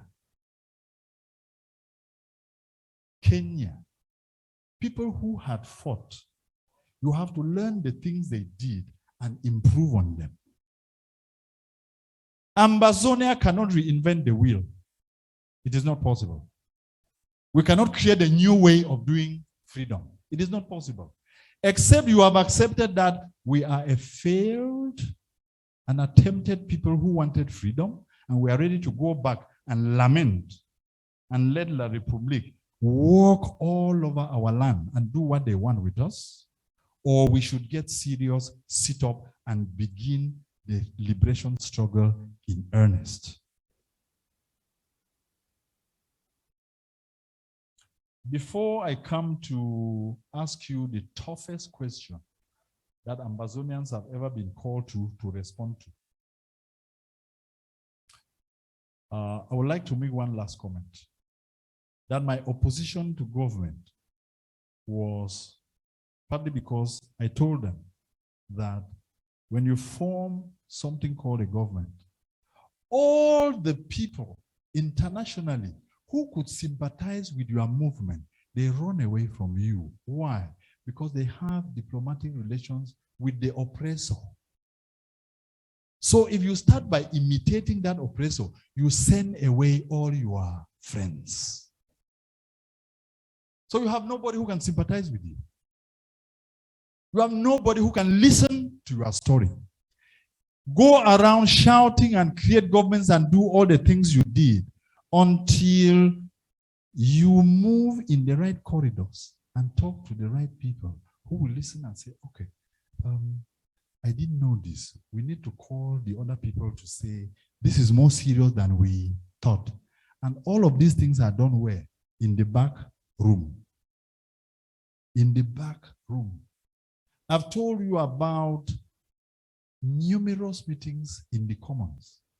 I have a whole long list of MPs and members of the House of Lords I'm sitting with. You never mention their names.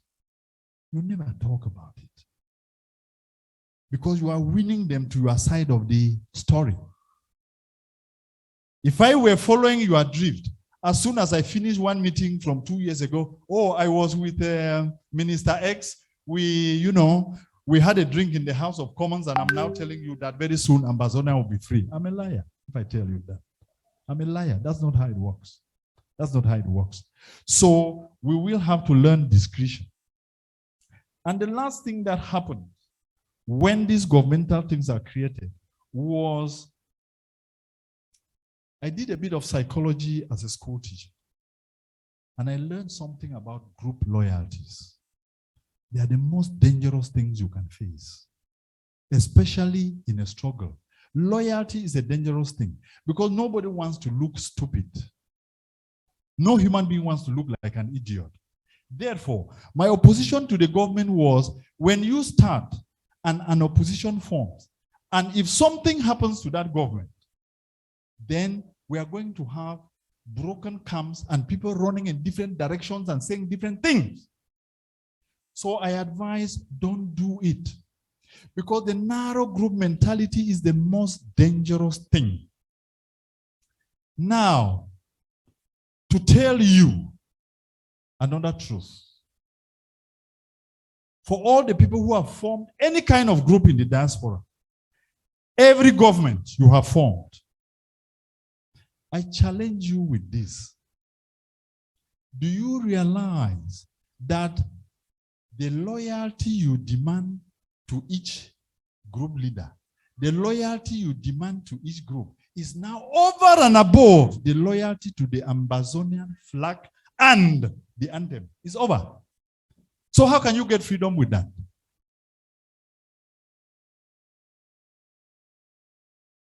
How can you get freedom with that? People are now more loyal to their political parties they created on the internet than to the Ambazonian flag and the cause. You are now more loyal to them. Oh no, if you talk against this, you are our enemy. He is the only one. And I swear, oh my God, this is how low we've fallen. We're in the gutter.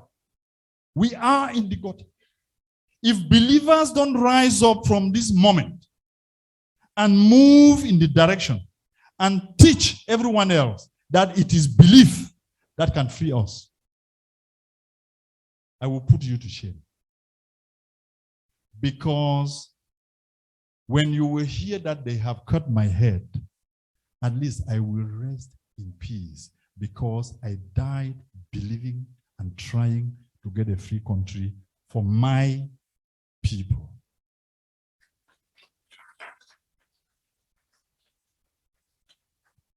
Then the same people paying loyalties to their internet governments and all, they turn around and they are saying, oh, you know, back home, the political parties are not doing this. The CPDM, people are, you know, running after the CPDM because of money. Yours are running after you because of what? How different are you? How different are you? You are just like them. You are just like them. Any person who calls himself a leader and demands loyalty to himself and his group, and not to the flag, and not to the star of that destination of freedom, is a liar. He's a cheat. He's a liar. The Ambazonian nation is so big. The project is so huge. It is bigger than all of us put together. How can a little group, how can we have a forest that is Ambazonia? And people create groups and choose a single tree because the tree is very big. They are sitting under and saying, anybody who wants liberation, if they don't enter into this fence around this tree, they will never get there. You are fooling yourself. It's a lie. The hard work of liberation is not done that way. It is not done that way.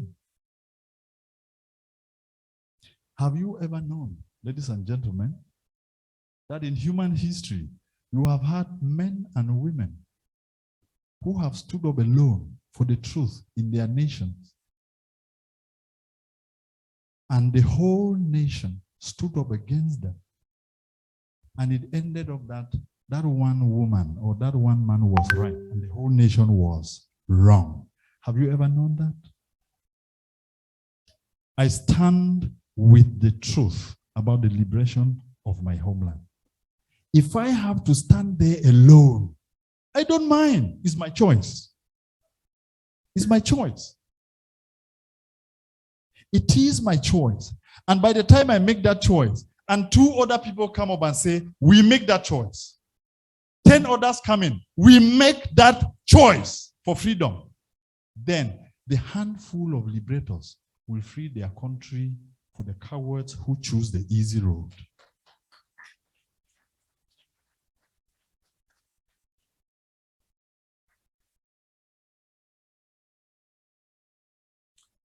The narrow group mentality is the most dangerous thing we have as we speak. Because I am telling you, I have children my own children, relatives in the struggle, who have now been shared between your internal leaders all over, and some, they cannot call me, No, Daddy, how can you, a government cannot be like this, and we are seeing that it's taking us there, and you are saying that. I said, sorry, Mama, sorry. I pity you, because as you are marching along, are you checking your steps? Are you counting your steps forward? Because if you are counting them, you would realize that where we were when we began, we have regressed 100 miles backwards. The hard way is the only way. There are no two ways to freedom in any nation. There is only one way, and that one way is that hard way. Either we are ready for it, or we give it up. By we,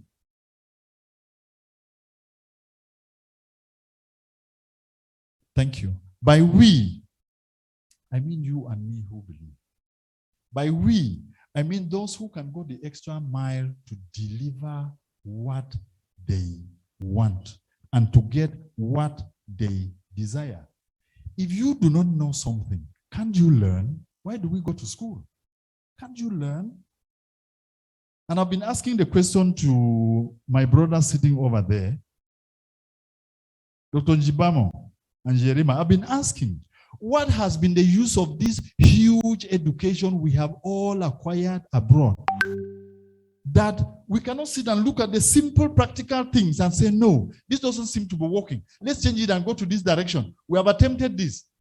And we go around running in circles. Oh, the right government is now this one. Okay, let's agree, according to some of them, that the government was the right vehicle. Now you have 5. Which one should we follow?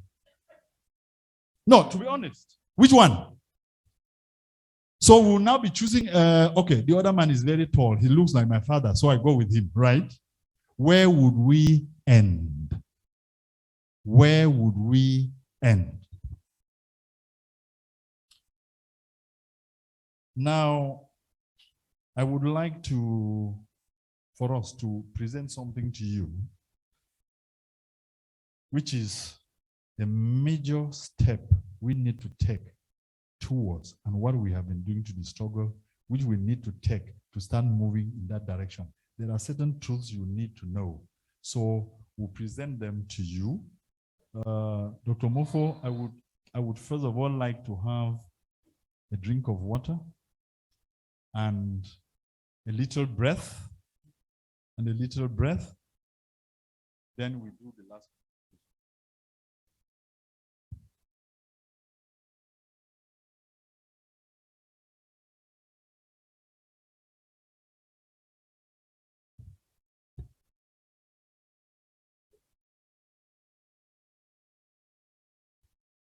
Okay. Thank you so very much, Honorable. Thank you.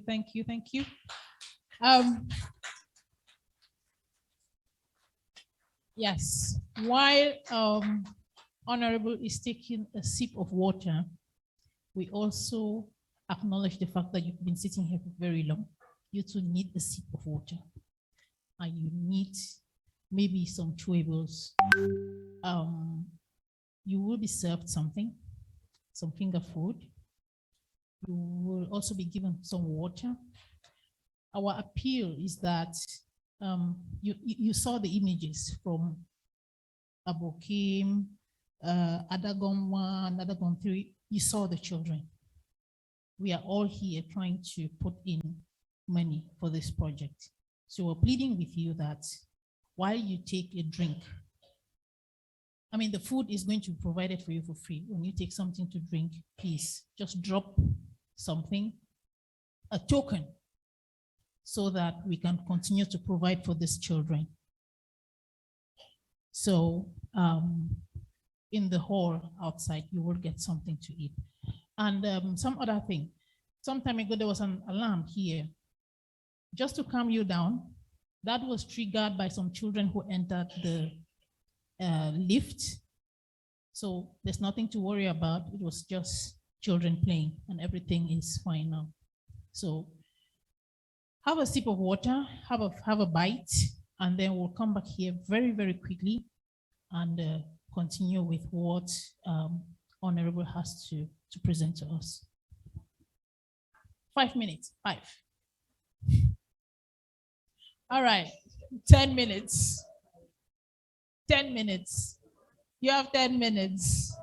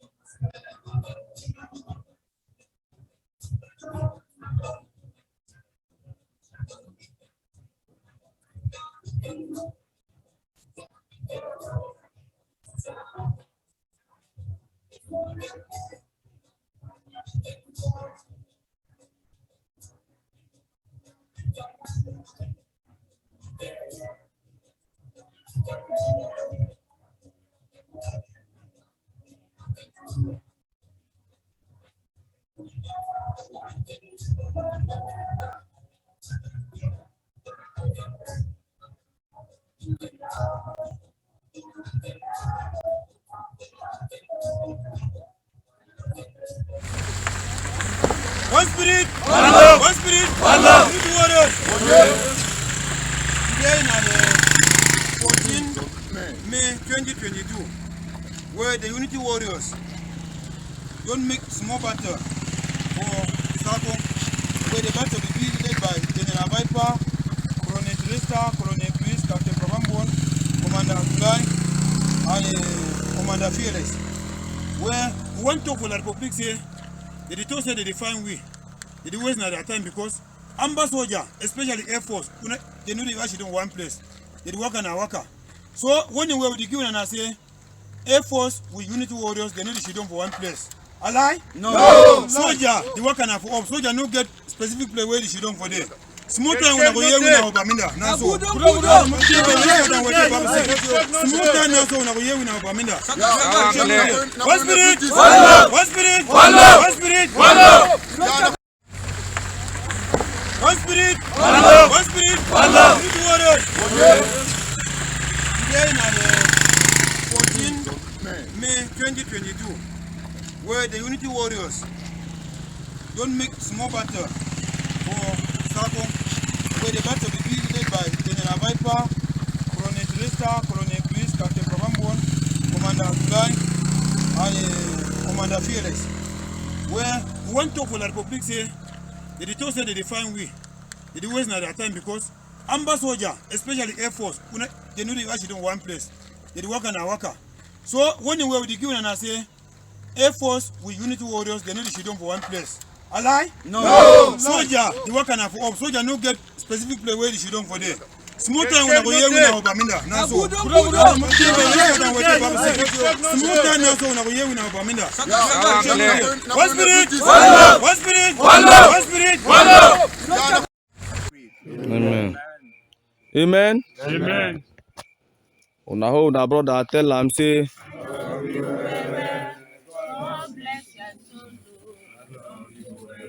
I say, oh yeah, brother, tell am say. Go ask. Go people front door. I say, oh yeah, brother, tell am say.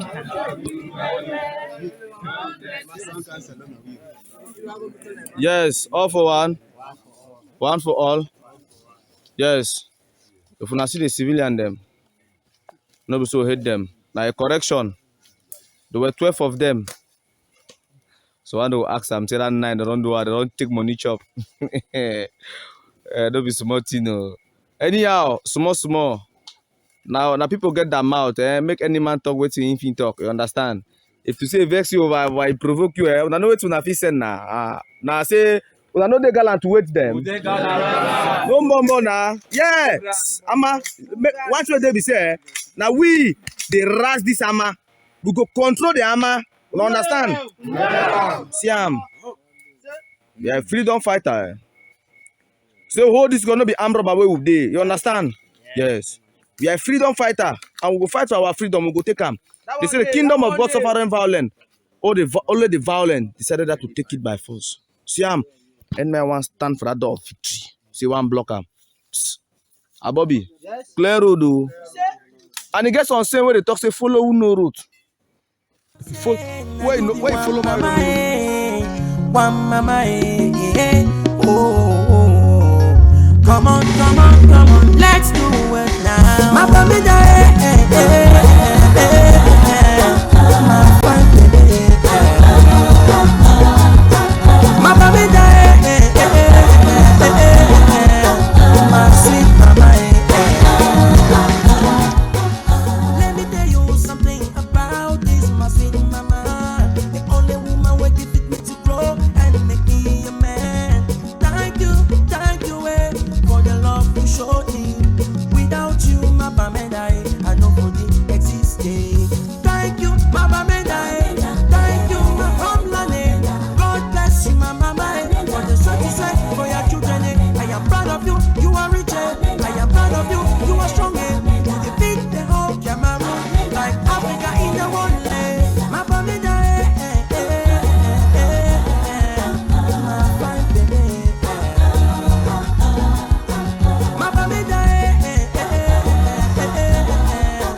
My sweet mama.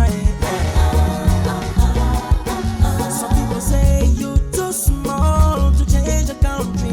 Others say you not be good for making things work. But just a name in this country, people them they shiver.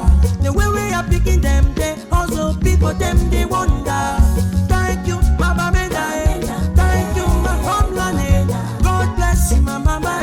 For the strength you say for your children, I am proud of you. You are rich. I am proud of you. You are strong. You defeat the whole Cameroon like Africa in the one land. My bamedai, my fine baby. My bamedai, my sweet mama. My brothers and sisters all over the world. Whatever you do, always think about your home. It's a place where you will come back some days. Let's clean it up, let's build it, love. Thank you, my bamedai. Thank you, my homeland. God bless you, my mama. For the sweat you said for your children, I am proud of you. You are rich. I am proud of you. You are strong. You defeat the whole Cameroon like Africa in the one land. My bamedai, my fine baby. My bamedai, my sweet mama.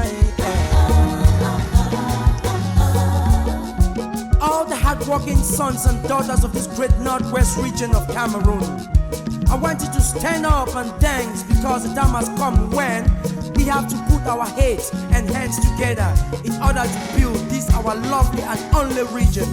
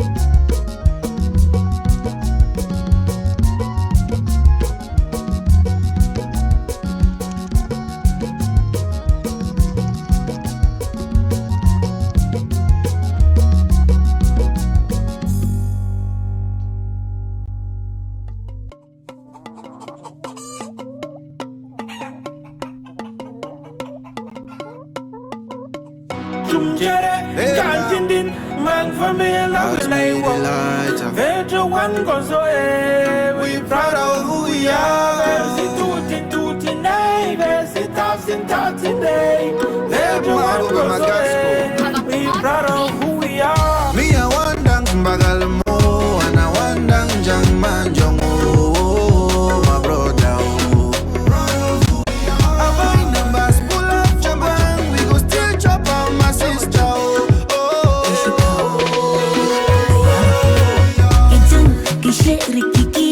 When they see me coming, it get la wagon la boys. Money for me, follow me.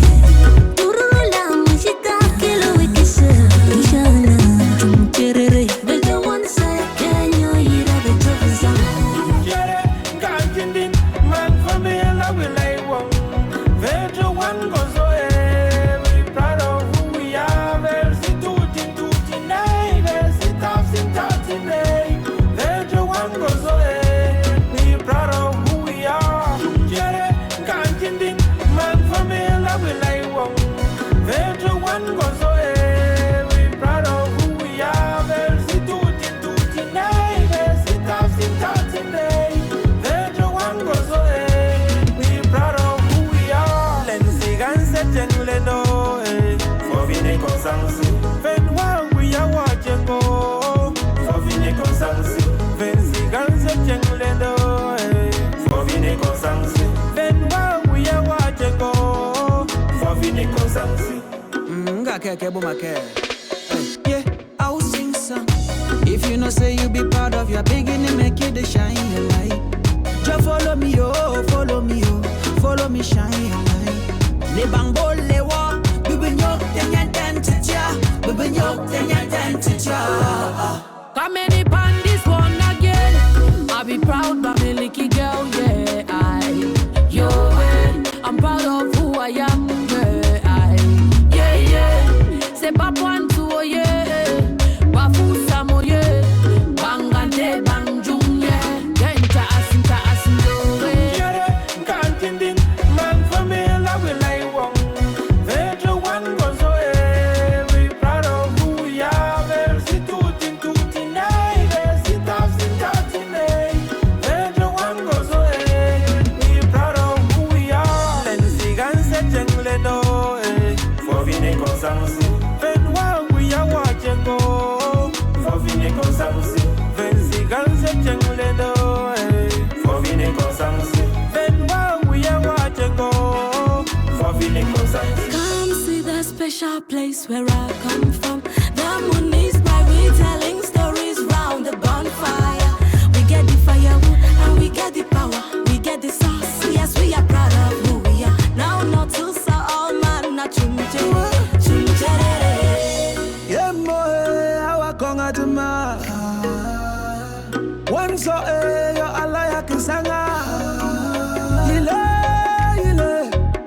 Vusina tuwa fombia. Leyo adari, dari. Ayo adari.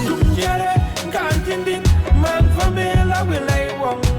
Virtual one goes away. We proud of who we are. Versity tutti nay, versity thousand today. Virtual one goes away. We proud of who we are. Jere kanjindin man family we like one.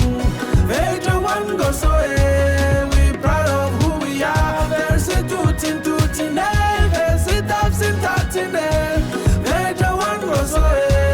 We proud of who we are. Lenzi ganse jengle no, we proud of who we are. Ven wa we are watching go, we proud of who we are. Venzi ganse jengle no, we proud of who we are. Ven wa we are watching go, we proud of who we are. We proud of who we are. We proud of who we are. We proud of who we are. We proud of who we are. Point of correction. No be bounce up boy.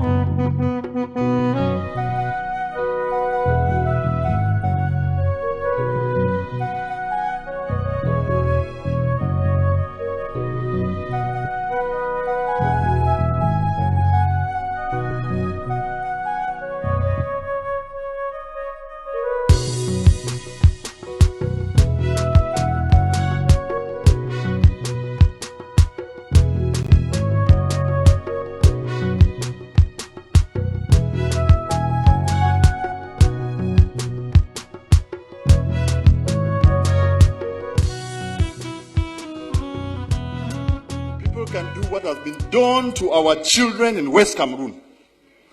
I call it West Cameroon because you will never take it out of our mouths again, because that is a territory in which we believe in freedom.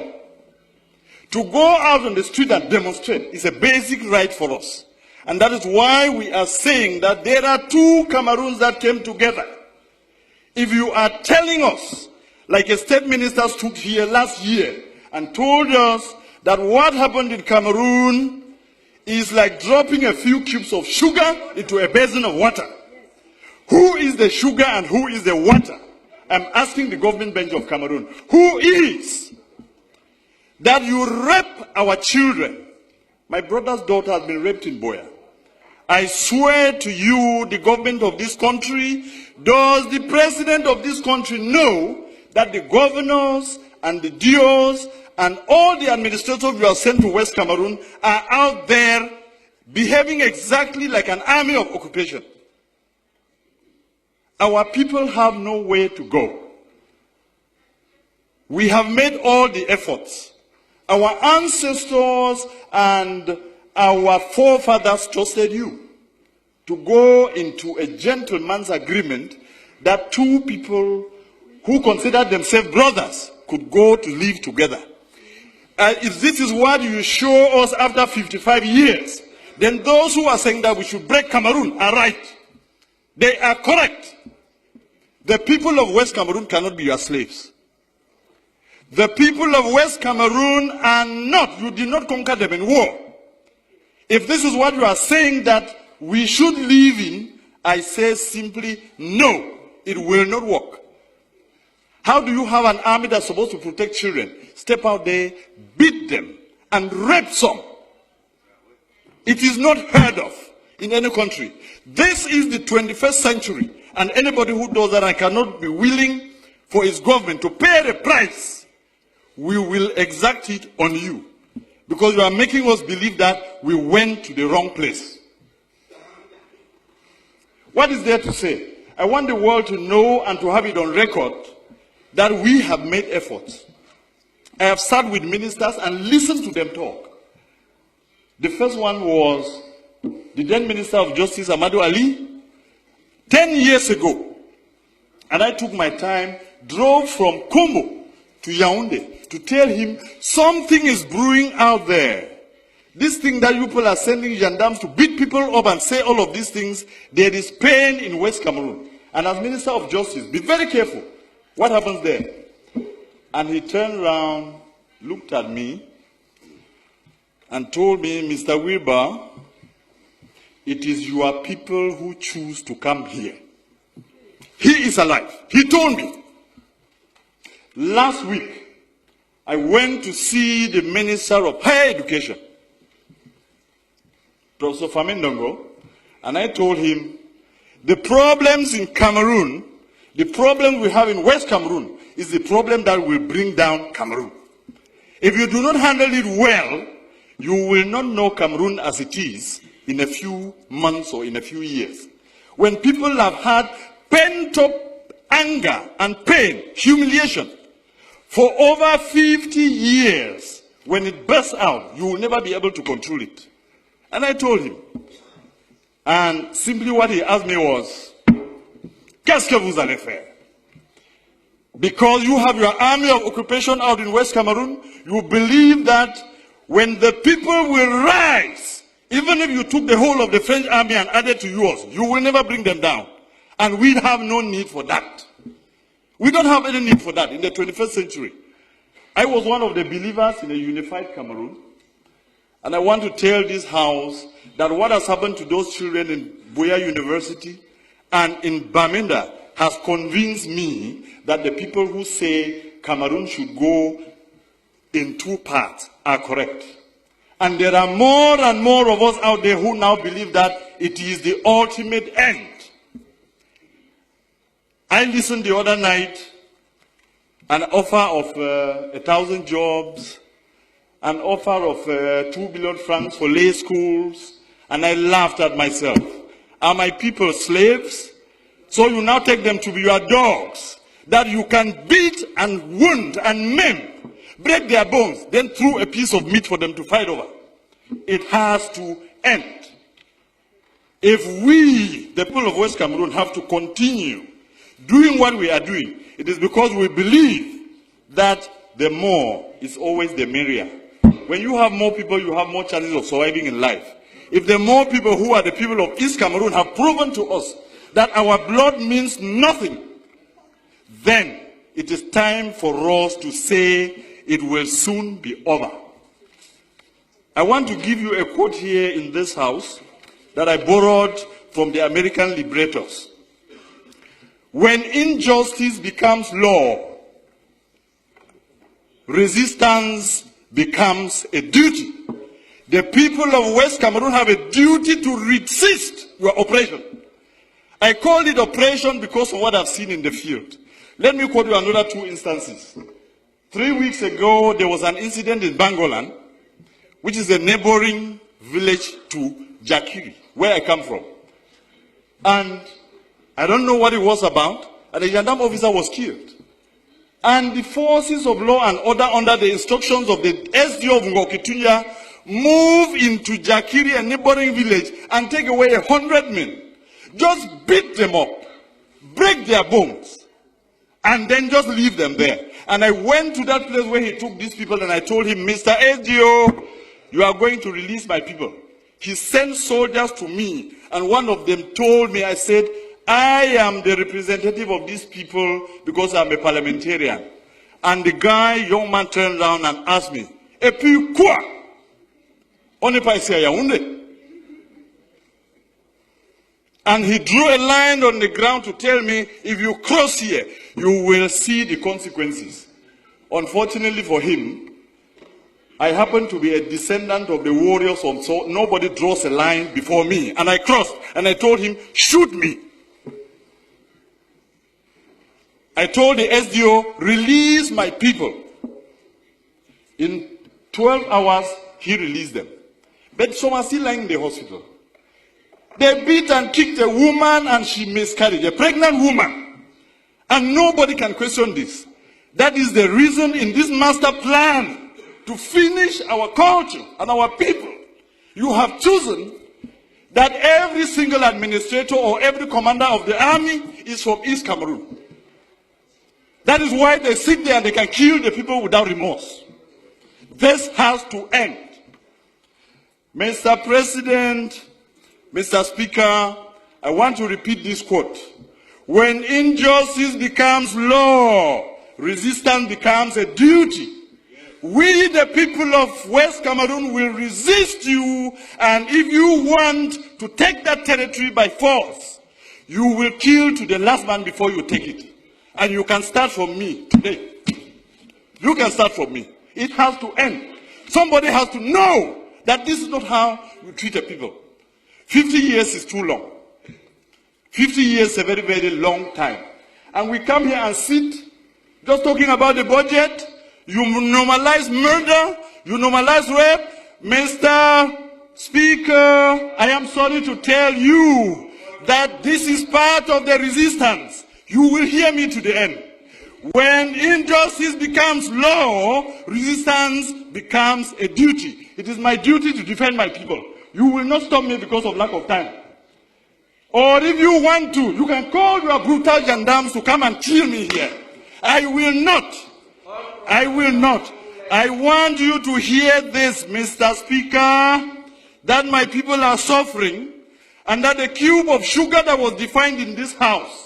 Are you just angry, Mr. Speaker, that the person you considered your slave, a slave has risen in the master's house and is asking a question? I have. Mr. Speaker, I'm telling you, this is part of my resistance, and you will hear me to the end. Bring the brutal soldiers who raped our daughters to take me out of here.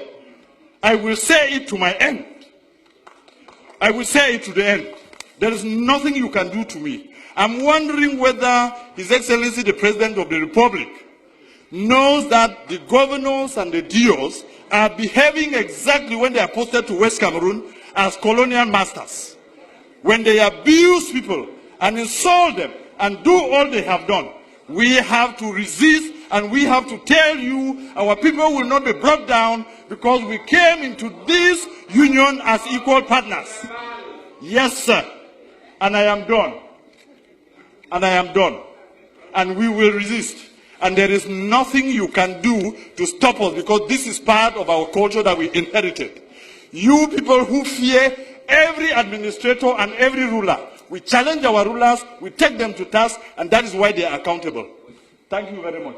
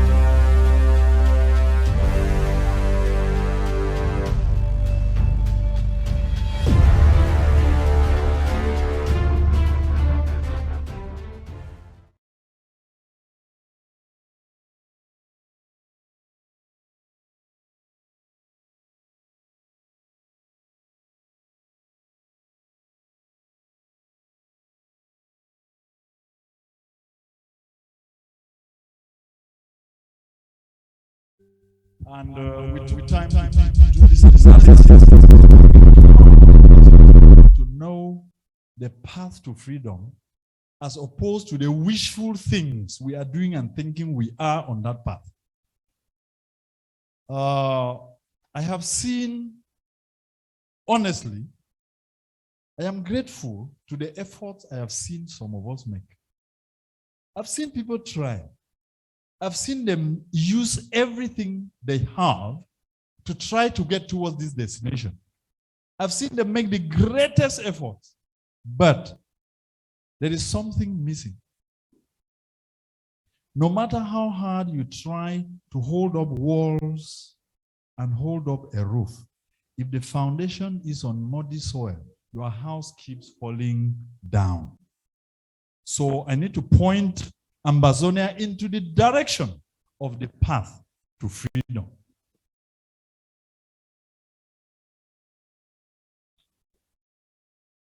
When I was sacked from teaching in the early 90s for joining the SDF revolution, and I got a sack, I went into doing different things with my life.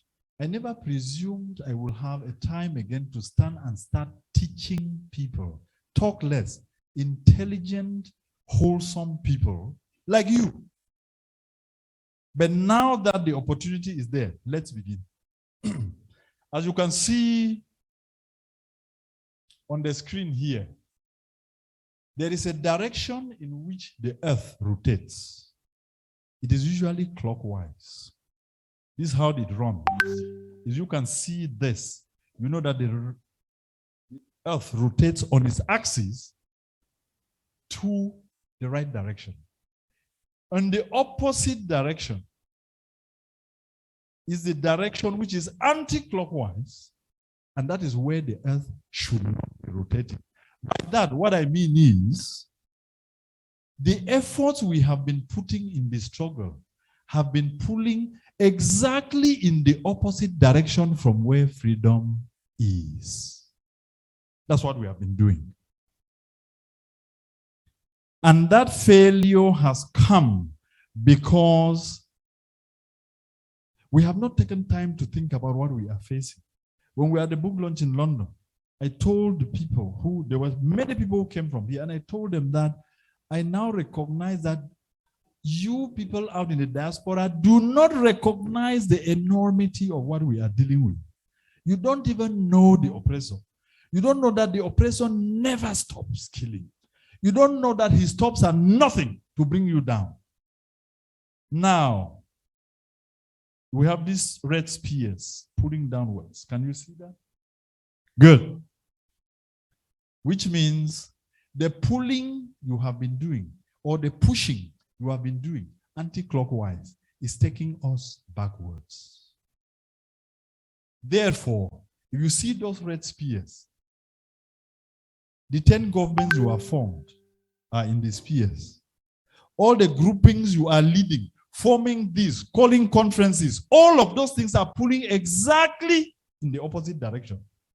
The destination of freedom is where you have the star up north. And you can see the effort is going exactly opposite. That is why if we do not turn around, we cannot get there.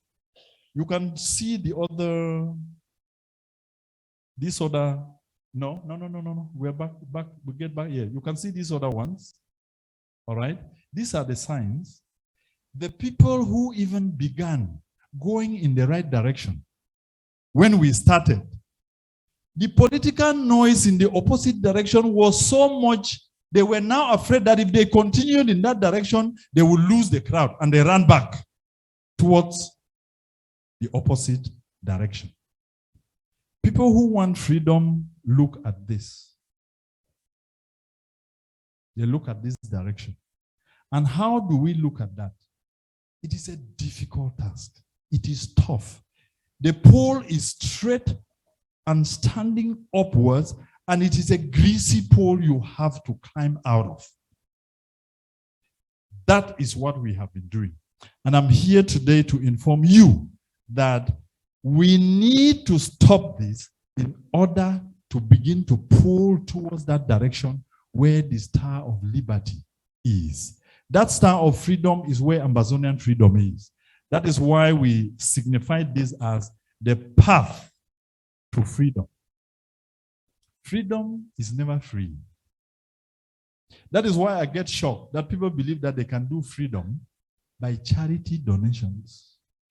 It cannot work. It cannot work. If giving pocket change could free countries, how many free countries would we have? There will be very many. But pocket change doesn't do it. When I give this analogy, a lot of my friends, my brothers, who are, prelates in the priesthood and pastors, they are never very comfortable. But I keep telling them that if charitable donations could help any organization, after 2,000 years of Jesus Christ coming, the church would have stopped. The church would have stopped asking for alms. But they are instead intensifying after year 2000. Therefore, if we don't stop doing charitable donations to freedom, we will never be able to climb that pole. It is the do or die. You go for it, you want it, you don't wish it. When it is a want, you want to fight to get to that destination. And that is what we need to do. That's why this meeting is a meeting for believers. Have we understood clearly why we have been pulling in the wrong direction? Yes, because these red spears are designed to show something. We are trying to use a political vehicle to arrive at a liberation destination, and the routes are exactly in opposite directions. They don't go in the same direction. You cannot think that you can be politically very clever. I'm saying this because I did the politics, the rough, crooked, corrupt, terrible politics of life and death in the third world country in La République that you know for 30 years. It is when I found out that there is nothing in it that will save my people. I said, okay, it's time for me to die. And if there are people who can stand up to die for it, then we start fighting in that direction going north. Can we progress, Dr. Mofo? Now, we have a path here. You can see this chart, which begins from 10%, 20, 30, up to 100. I will be asking the Ambazonian nation to listen to me very carefully and try to understand exactly what I'm going to explain to them.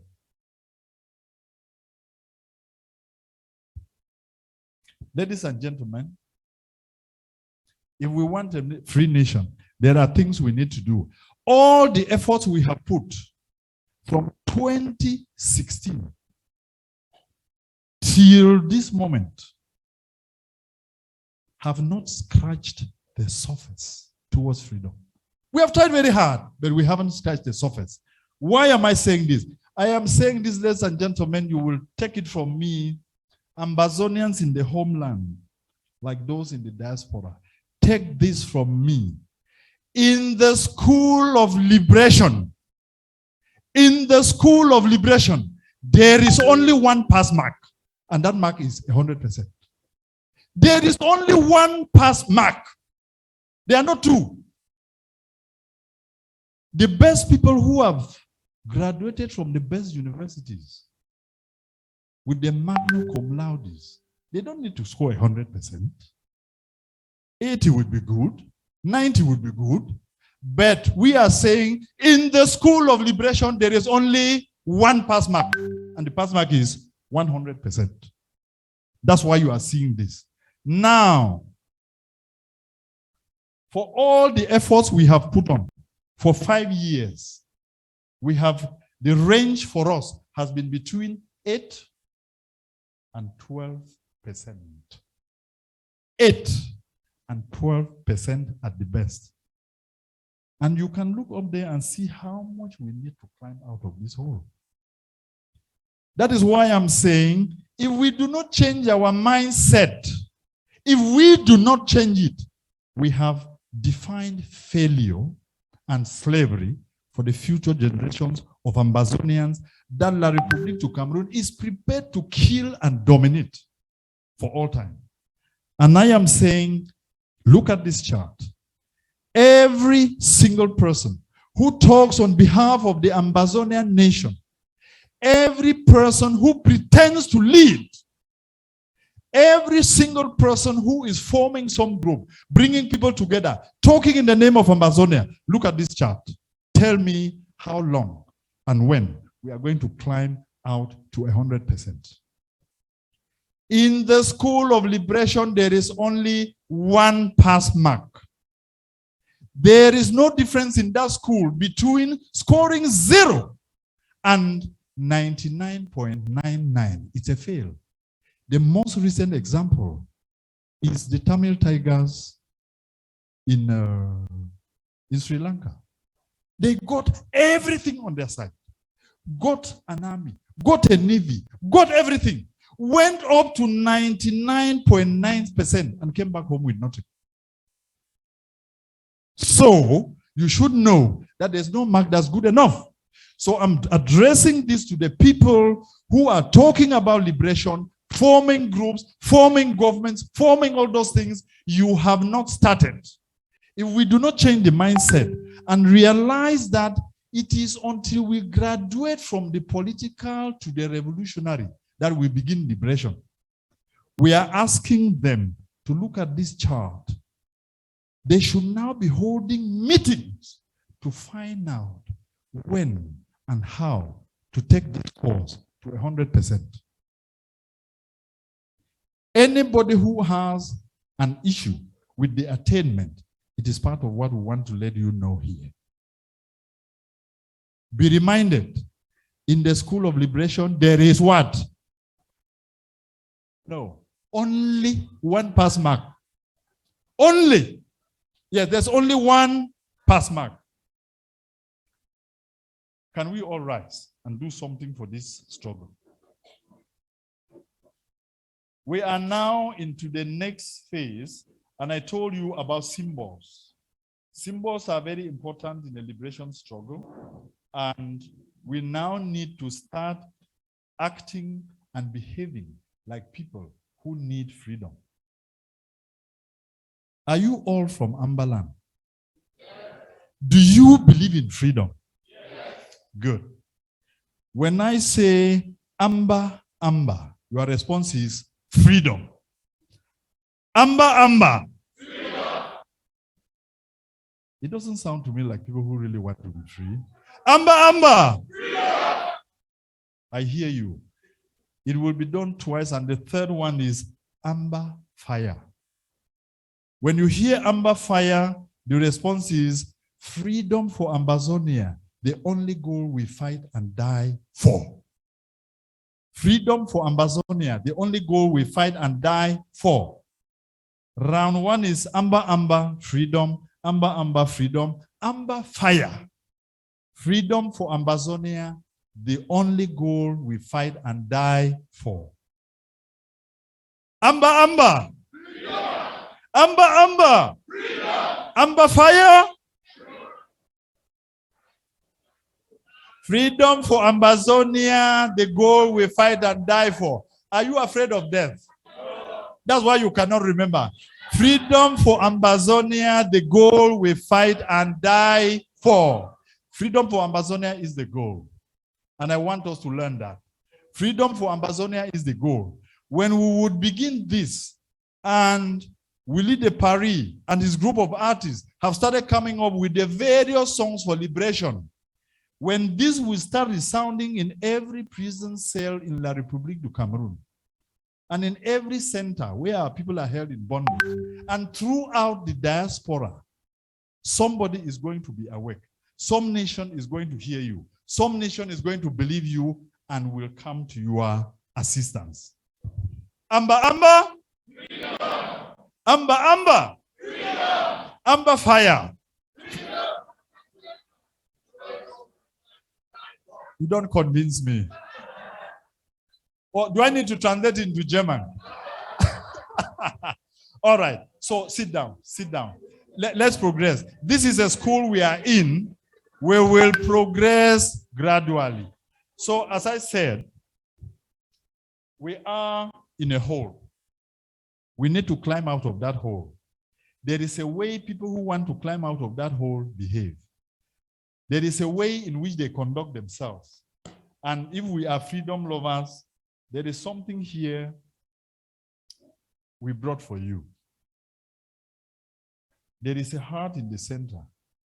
There is a question there: how much do I love Ambazonia? Be a believer. Be a patriot. Your patriotism should not be shouting the name of Ambazonia. Your patriotism should be the pain you are ready to go through for the Ambazonian freedom. Can we have 2-3 sharp ladies and gentlemen who can get this to the people and, let everybody have a copy before we progress as we go on? Share it with your brother. Yes, we can get one from there and go on. Just another one, and you let everybody have a copy. Yeah. Yeah, you just take and send to the person next to you, and then we progress from there. Maybe someone should have gone from behind, please, so that we go faster. Yeah.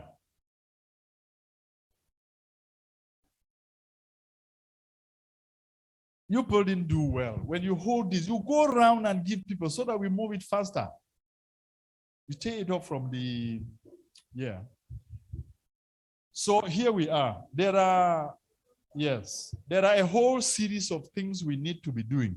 There are images we need to be building. There are,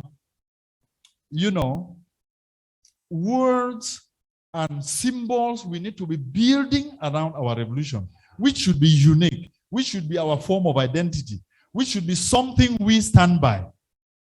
I do not know. No, we do not have that. So anyway, they already have the papers. So have we gone round? Yes, if you have the rest left, please bring them back. Yes. So now what you have there is a process of belief. It is a belief system that we need to start creating. And that now brings me to the major segment. You remember the outstanding and the most gracious liberator of South Africa, Desmond Tutu, the Archbishop. Archbishop Desmond Tutu said something years ago that was very significant to me. One was that as a bishop, he told his fellow South Africans, pray for all you want. You will not get freedom. And he said, I'm a bishop. Pray for all you want. God knows that oppression is fought differently. That is why there are wars to free people in the Bible, in the Quran, in the Torah, in every holy book. There are wars where people fought to free themselves from what? From slavery. Pray for all you want.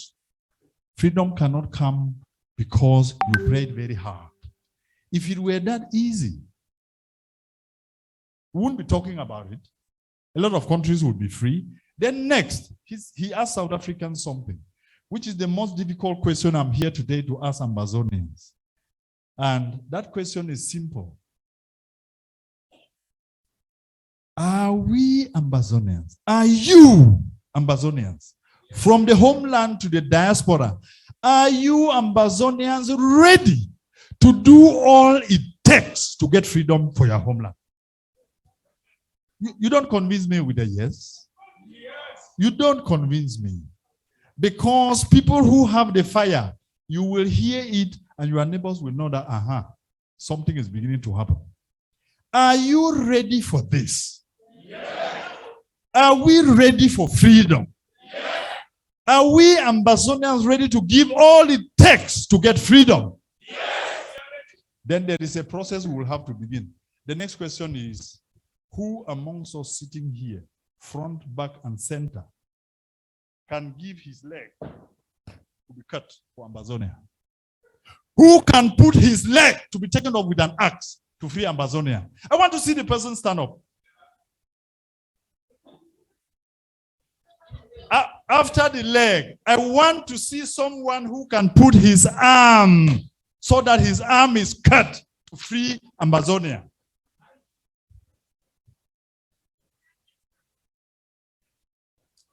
I appreciate you. You want yours now? This is my brother. This is my brother. I love this guy. I love him. All right. Now, sit down. Sit down. We are making a lot of progress. Now, if there are people, because that definition means if you are ready to give your leg, if you are ready to give your arm, you people agreed earlier in the evening that I put my neck and they didn't take it. If you are ready to give that, how can you come and you want to do a donation?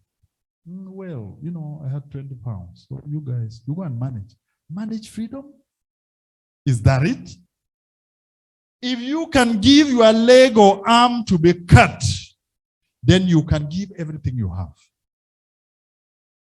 When somebody develops a swelling on a toe and tell him that it is cancerous, he puts down 50,000 euro, 80,000. I want it cured. Only your toe. And the whole nation is coming down. And you want to do a chest pocket donation to free your country? You are a liar. You don't believe in it. When you believe in freedom, you do it all. I just spelled you out how much money I have signed a few books out, pleading to people on my knees to feel pity for these our people. And they gave us that amount of money. I can tell you, 125,000 was given by less than 12 people.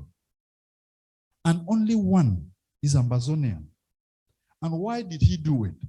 Because he called me and said, I've looked at the way this struggle has gone. Honorable Wrba, what are we going to do? What is it I can do to help you in this process? And I just told him, I wrote a book. Sign one. Give a donation. I won't drink it in a nightclub. It will go to the people who need it desperately. And he put down 15,000. All right. That is one Ambazonian. The person, all the rest are foreigners. They are non-Ambazonian people. And they listen to your story from one letter from one individual, a native bushman like me, and put I won't drink it in a nightclub and say, if people are in this condition, people, and they listen to your story from one letter from one individual, a native bushman like me. That time I gave 1,000. I need to know the account. What did they do with my money? Like they say, it's a colonial master that kept simply instrumentalizing it and using it for the purpose which that's part of their own strategy to make sure they get those of us. We are discussing it today. For now, all that. And La République tactics don't always be the first tactics. That's why we began with the arm or the leg. That is why you are taking this home. When you go home, all the other people talking in the name of the Amazonian struggle, when they get to their home, I am pleading with them, don't put anything on Facebook yet. Because I know you would be screaming, my government is about to collapse. The first thing you do is digest everything we have said here. Look at this pyramid and find how we can climb out of this hole. Anyone who agrees to that vision, if you want us to talk, those are the men and women I want to be talking to. So when they are blaming me that I don't talk to people, talk about what? I will sit with people and be discussing, you see, I am the person. It should start with me. I should be this. I should be that. You use I should be. And there is nothing for the Amazonian people, the suffering people, the dying people, the people who are being exterminated. There is no reference to them. You want me to sit and talk about where someone wants to sit, how he is dreaming of power and seeing he or herself as a certain thing in the imaginary country that was stolen 62 years ago. I disagree with you. I cannot do it. I cannot. So, here we are. Before any of them says anything, reflect. I am sure that a lot of people sitting here, if someone had 125,000 of their own, they would already consider themselves rich. Yeah, they have made it. They have made it. My mom is 87. Sometimes I lack what to send her to hospital for controls. Yes. But when you have that amount of money and your desire is, mom will go, I will go, the rest will go, where will we leave the children and the generations we are leaving behind? My desire, my effort, my belief is we should leave them a free Amazonian nation. And if we are to do that, if we are to leave them a free Amazonian nation, then we should be able to make the sacrifices that count. I am saying this to everybody who is of Amazonian heritage, to reflect on this and find out the missing link in what we are doing. And if there is somebody here whom, if we signed a book for and they paid 1,000, 10,000, then they would go on Facebook and be announcing, we gave this, we want to know where they have kept the account. Please call the credit union and send the money there. It will earn you interest. This struggle will not need it, because the things we need to do will need billions. And a lot of those things are never mentioned. Not ever. They are never mentioned. You just do them. You just keep going. You just do them. Because if the oppressor has chosen that, you either be a slave or I will kill you, and you don't look for a way to take him down, then what else are you saying? Because if for 5 years they have continued the killings without any thought of saying, no, we actually came into a union with these people, they don't deserve this, they have not found that in 5 years, and then you think we shouldn't be fighting? We should be standing up to them. And if we have to stand and get from 12% to 100, we have to think differently, act differently, behave differently, and shut our big mouths. And shut our big mouths. Shall we progress?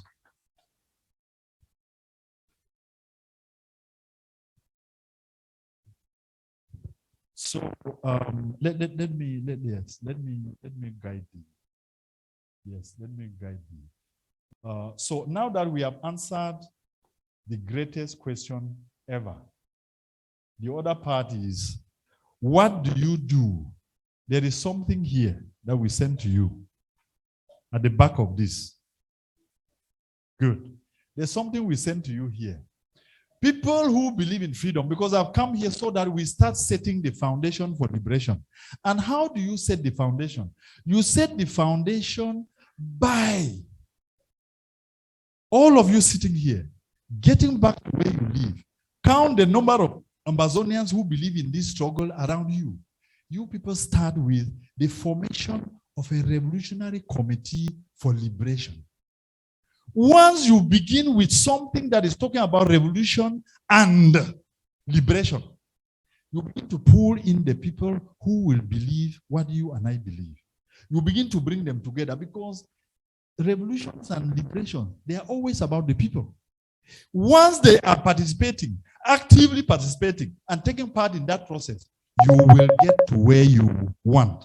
That's the foundation I've been crying about. Because we sit out here, somebody makes an announcement, people gather like you do, and they say, now, we have now formed the Ambazonian XYZ. We have now formed the Ambazonian ABC. That is not how it works. Because you are putting the roof before the foundation. Gather your people together by forming these committees. As you see at the back of that. Okay, good. As you can see there, we are already very, very clear here that what you are looking up there, these are the revolutionary committees for liberation. Let's say that each of these circles represent the number of people in each country abroad or even in the homeland. When people form 2 committees, when people form 1, when people form 3, all you need is select 3 people who should be guiding your activities. A chairperson, a treasurer, a secretary. Finish. If you do this in 50 places in Germany, in 200 places in the United States, in 200 places in Asia, you now have the foundation on which you can base what you are talking about. Because these people will be registered members of the Ambazonian Revolution. They will be registered members who will tax themselves month by month in order to keep the progress of the movement going. If you do not set this, and you are talking about anything imaginary, it's a dream. You said 1, it will break. You said 2 government, it becomes 3. From the 3rd, you get the 4th. From the 5th, you go to the 10th, and nothing happens. This is where the work is done. And the reason I was saying that people have chosen the easy route is because to do this is a difficult task. I learned it from Namibia. I learned it from the Eritreans. I learned it from the South Africans. Until every church meeting becomes an Ambazonian decision to work on certain things. People leave a church, they gather. They leave a family meeting, they gather. They leave a burial, they gather and say, okay, our little committee here, we are now planning this. We now want to be putting this together. Now, what is the reason for this? The reason is only one. Raise funds for the liberation of the homeland. That is what every diaspora does to help free their homelands. Raise funds. Once you begin to look for something to administrate, you start lying, you start cheating, you start stealing, you start giving excuses. Why am I saying this? If you set up these revolutions and these revolutionary committees, and we began 5 people, 10 people, before you know, we will be saying that we now have 20 in Germany. We now have 30 in this state in America. We now have 10 here. And if those 10 have only 10 believers, and those believers are putting something on the side for the liberation of their homeland, when the time comes for us to be beginning the real work, I am saying this so that you learn. Liberators fear money. Because money is a terrible evil and a temptation. They fear it. Liberations fear noise. Because noise is very destructive and destructive at the same time. So why I'm saying this is because once you set that up and people begin to build those little committees, and then you can put together, you can see the yellow lines are the officers of every committee in every area. All right, if we now have 4 in a country, say Austria, then we now elect 3 people who handle that. Okay? Because those 3 people are just there to make sure, do we have an account? Where is it going to? We are putting it together. We want to be able to have this by this time. By the time there is something, the movement of the people of Amazonia wants to do something. The reference is a phone call. What does Austria have? What does Belgium have? We can now do X, Y, Z in the next 3 months because of what we have. And that can be a sustainable method. Because people who do that from the countries I have been to learn how these things are done. If it is not us coming in to gather those things, we will keep doing these things we are doing here. So, the people who are fighting, talking about power, talking about who is legitimate, who is not, who has the power, who should be the controller, who should be the whatever, you are discussing the wrong subject. The actual thing should be, where are the Amazonian people putting their efforts to liberate their homeland? And then the rest of it, we will be explaining it in the progress of time so that you can fully understand what we need to do to go to where we want to be. Now, Dr. Momo.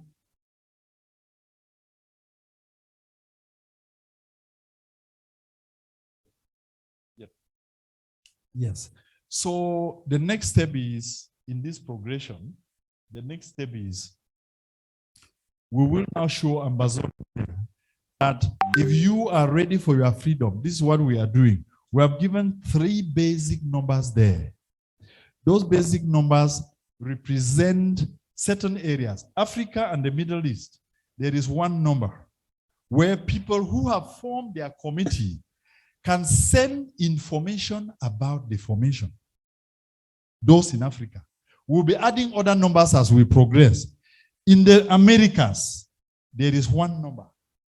You only send the information. We now have 4. We now have 10. We now have 5. The 5 now constitute 25 people. The 5 now contribute 50 people.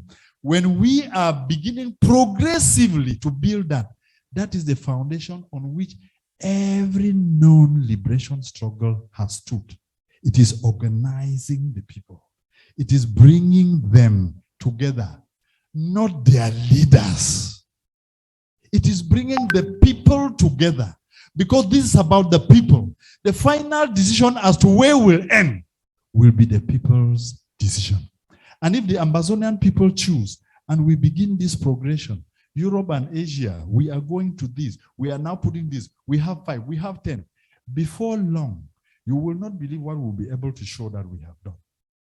This is the road we came out here. I've come out here to point to you that since the road is going up to the North Pole and we are dragging the revolution down to the South Pole, it is time to turn around.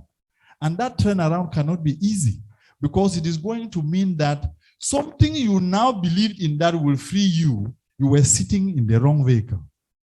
You now need to come down from it and start trekking. The hard work, the trekking, the broken bones, the blood, the sweat, the actual pain of emptying your accounts to say, we want a free country. This is where you will stand to be counted. When we would have done that, and all of us, I still want to ask, are we Amazonians ready to do all it takes to liberate our homeland? Are we ready to liberate our homeland? All right. I will challenge you. You will learn how to sing freedom. Immediately you do that, you will be able to convince me. There is sing freedom at the end of this. And you can look at the words. If you are to sing better and to raise your voices so that the rest of Amberland should hear, you should be on your feet. The words are very simple. Amazonia, let's fight for freedom. Or Amazonia, fight for your homeland. The chorus is, yeah, yeah, yeah, wake up, Amazonia, let's liberate our homeland. Are we ready? Are we ready? Can we be on our feet? Because we need to tell the world that we are ready for this. in the nature of symbols. This is one of the symbols we are going to hang on to. Can we have 3 ladies and 3 gentlemen, people who are used to singing, so that they can help the others give us the right tone? Just 3, just donate yourself. Don't begin to wait. Just come along. Just come along. This is how it works. This is how it works. Willie, how can you be standing there, Namasa? Come. We're talking about people who can sing. You shouldn't be looking. People should just be coming. You see what I tell you? Yes. You guys can see what I've been telling you. Already, even just to stand here and do a contribution that way, somebody is already feeling inconvenience. You know, it is too much to leave my seat and go there. Yes. Yes. Come on.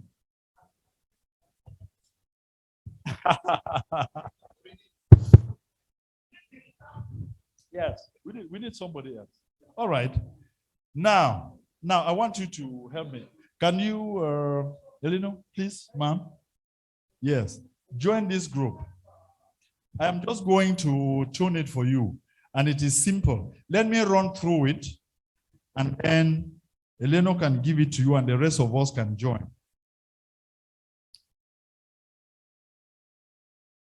Ambazonia, let's fight for freedom. Yeah, yeah, yeah, yeah.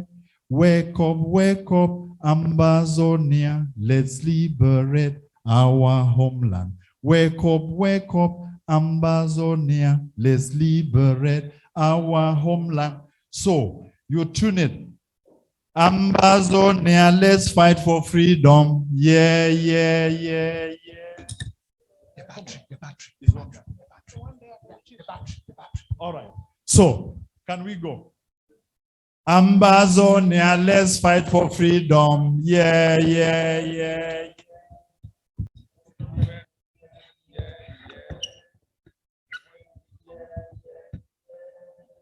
Okay. Are we agreed on that? Yeah. Ambazonia, let's fight for freedom. Yeah, yeah, yeah, yeah. Wake up, Ambazonia, let's liberate our homeland. Wake up, Ambazonia, let's liberate our homeland. Wake up, Ambazonia, let's liberate our homeland. Yeah, let's fight for freedom. Yeah, yeah, yeah, yeah. Wake up, Ambazonia, let's liberate our homeland. Ambazonia, let's free the homeland. Yeah, yeah, yeah, yeah. Wake up, Ambazonia, let's liberate our homeland. Ambazonia, let's fight for freedom. Yeah, yeah, yeah, yeah. Wake up, Ambazonia, let's liberate our homeland. Ambazonia, let's fight for freedom. Yeah, yeah, yeah, yeah. Wake up, Ambazonia, let's liberate our homeland. Ambazonia, let's march to freedom. Yeah, yeah, yeah, yeah. Wake up, Ambazonia, let's liberate our homeland. Ambazonia, let's fight for the homeland. Yeah, yeah, yeah, yeah. Wake up, Ambazonia, let's liberate our homeland. Ambazonia, let's free the homeland. Yeah, yeah, yeah, yeah. Wake up, Ambazonia, let's liberate our homeland. Ambazonia, freedom is the goal. Yeah, yeah, yeah, yeah. Wake up, Ambazonia, let's liberate our homeland. Ambazonia, let's fight for freedom. Yeah, yeah, yeah, yeah. Wake up, Ambazonia, let's liberate our homeland. Ambazonia, let's go for freedom. Yeah, yeah, yeah, yeah. welcome, Amazonia, and let's liberate our homeland. Amazonia, go free the homeland. Yeah. Welcome, Amazonia, let's liberate our homeland. Amazonia, let's free the homeland. Yeah. Welcome, Amazonia, let's liberate our homeland. Amazonia, let's go for freedom. Yeah. Wake up, Amazonia, let's liberate our homeland. Amazonia, let's free the homeland. Yeah. Wake up, Amazonia, let's liberate our homeland. Amazonia, go take your freedom. Yeah. Wake up, Amazonia, let's liberate our homeland. Thank you very much. Thank you. Amazonia, let's fight for freedom. Yeah. Wake up, Amazonia, let's liberate our homeland. Amen. All right. Now we are there. That is what it means. This is what I mean by asking you, create your national symbols. When we will begin the stomping and the marching around the world, when we will begin it in the homeland, I can guarantee you, La Republique should spend the next budget for 2 years building new prisons, because the 8 million of us are going to choose to be prisoners. The 8 million of us are going to choose to stand up and fight for freedom. Get ready. Set the foundation for your freedom movement. Set the foundation. If all the leaders who have been talking out in the diaspora and elsewhere know what they are looking for, they should now know the setting of the foundation is more important than fighting over the roof. When the foundation is set and the walls are built, we will have a free country to live in. We will have a free country to leave to our children. We will have a free country that we can be proud of. Amba. You already forgot. Amba. Amba fire. Freedom for Amazonia, the goal we fight and die for. Freedom for Amazonia, the goal we fight and die for. That is the commitment. That is the word. I thank you very, very much. I love Amazonia. I give my heart to you. I love you. Thank you very much.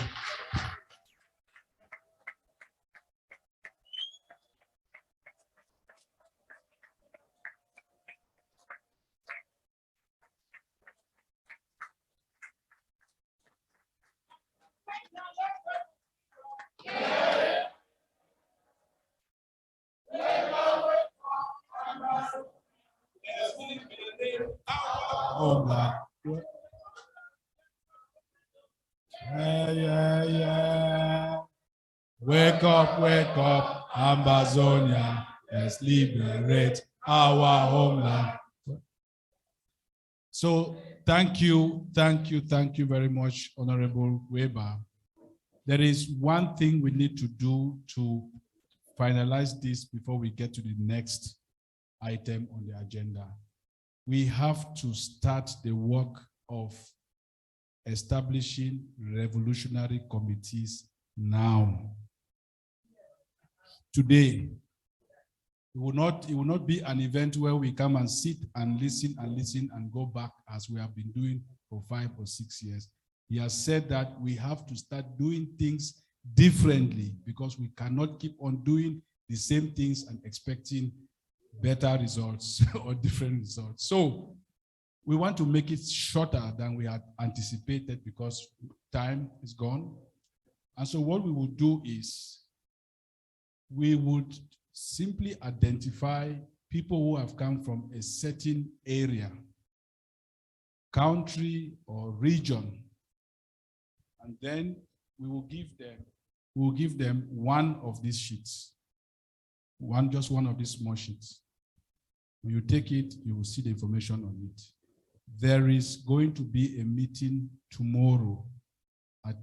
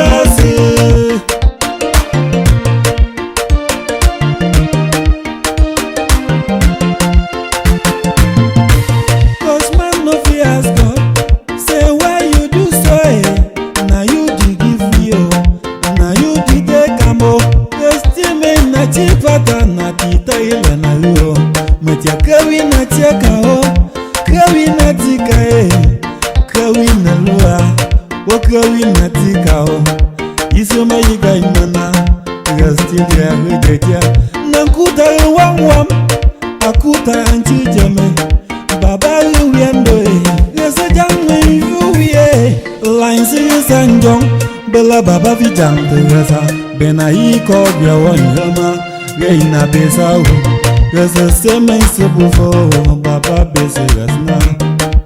Woman, Wirba, Kayana Panana. When I want me come to my to like me, they mean to know. My ears and above my Wirba, it's in a bunny. Malu, Mana, Wese.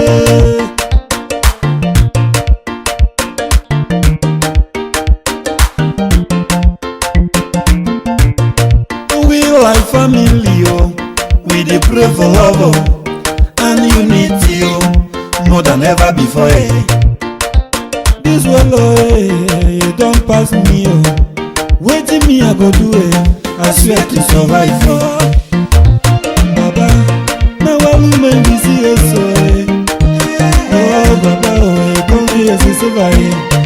You let me land, oh, that's what I listen to. Baba, Baba busy as night.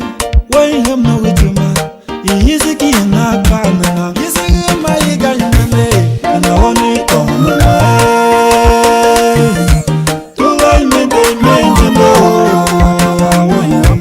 Now he is an above my way. I'm a team of my name. Malu, Mana, Wese.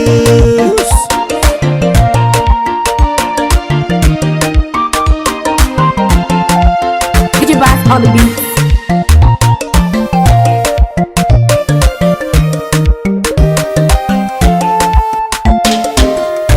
Since man of the has got say, why you take me, Papa? Now you dey keep will.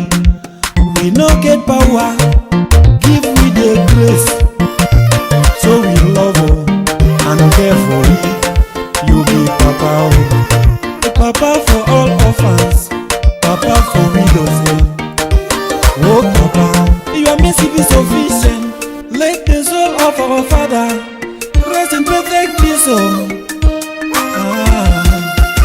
We come home, Baba be serious now. We come here, my way. We come here, my way. Is it kind of man? Alam bom bom, na ina nyetona. Yenka ina yomai. Mabuji na council way. Bom tam bom mulamai. Monkey we was a bear. And you bomba was our summer. Line and my I live with silver. One yoma in a family. No tomorrow. Prepare for yourself. Oh, ayo.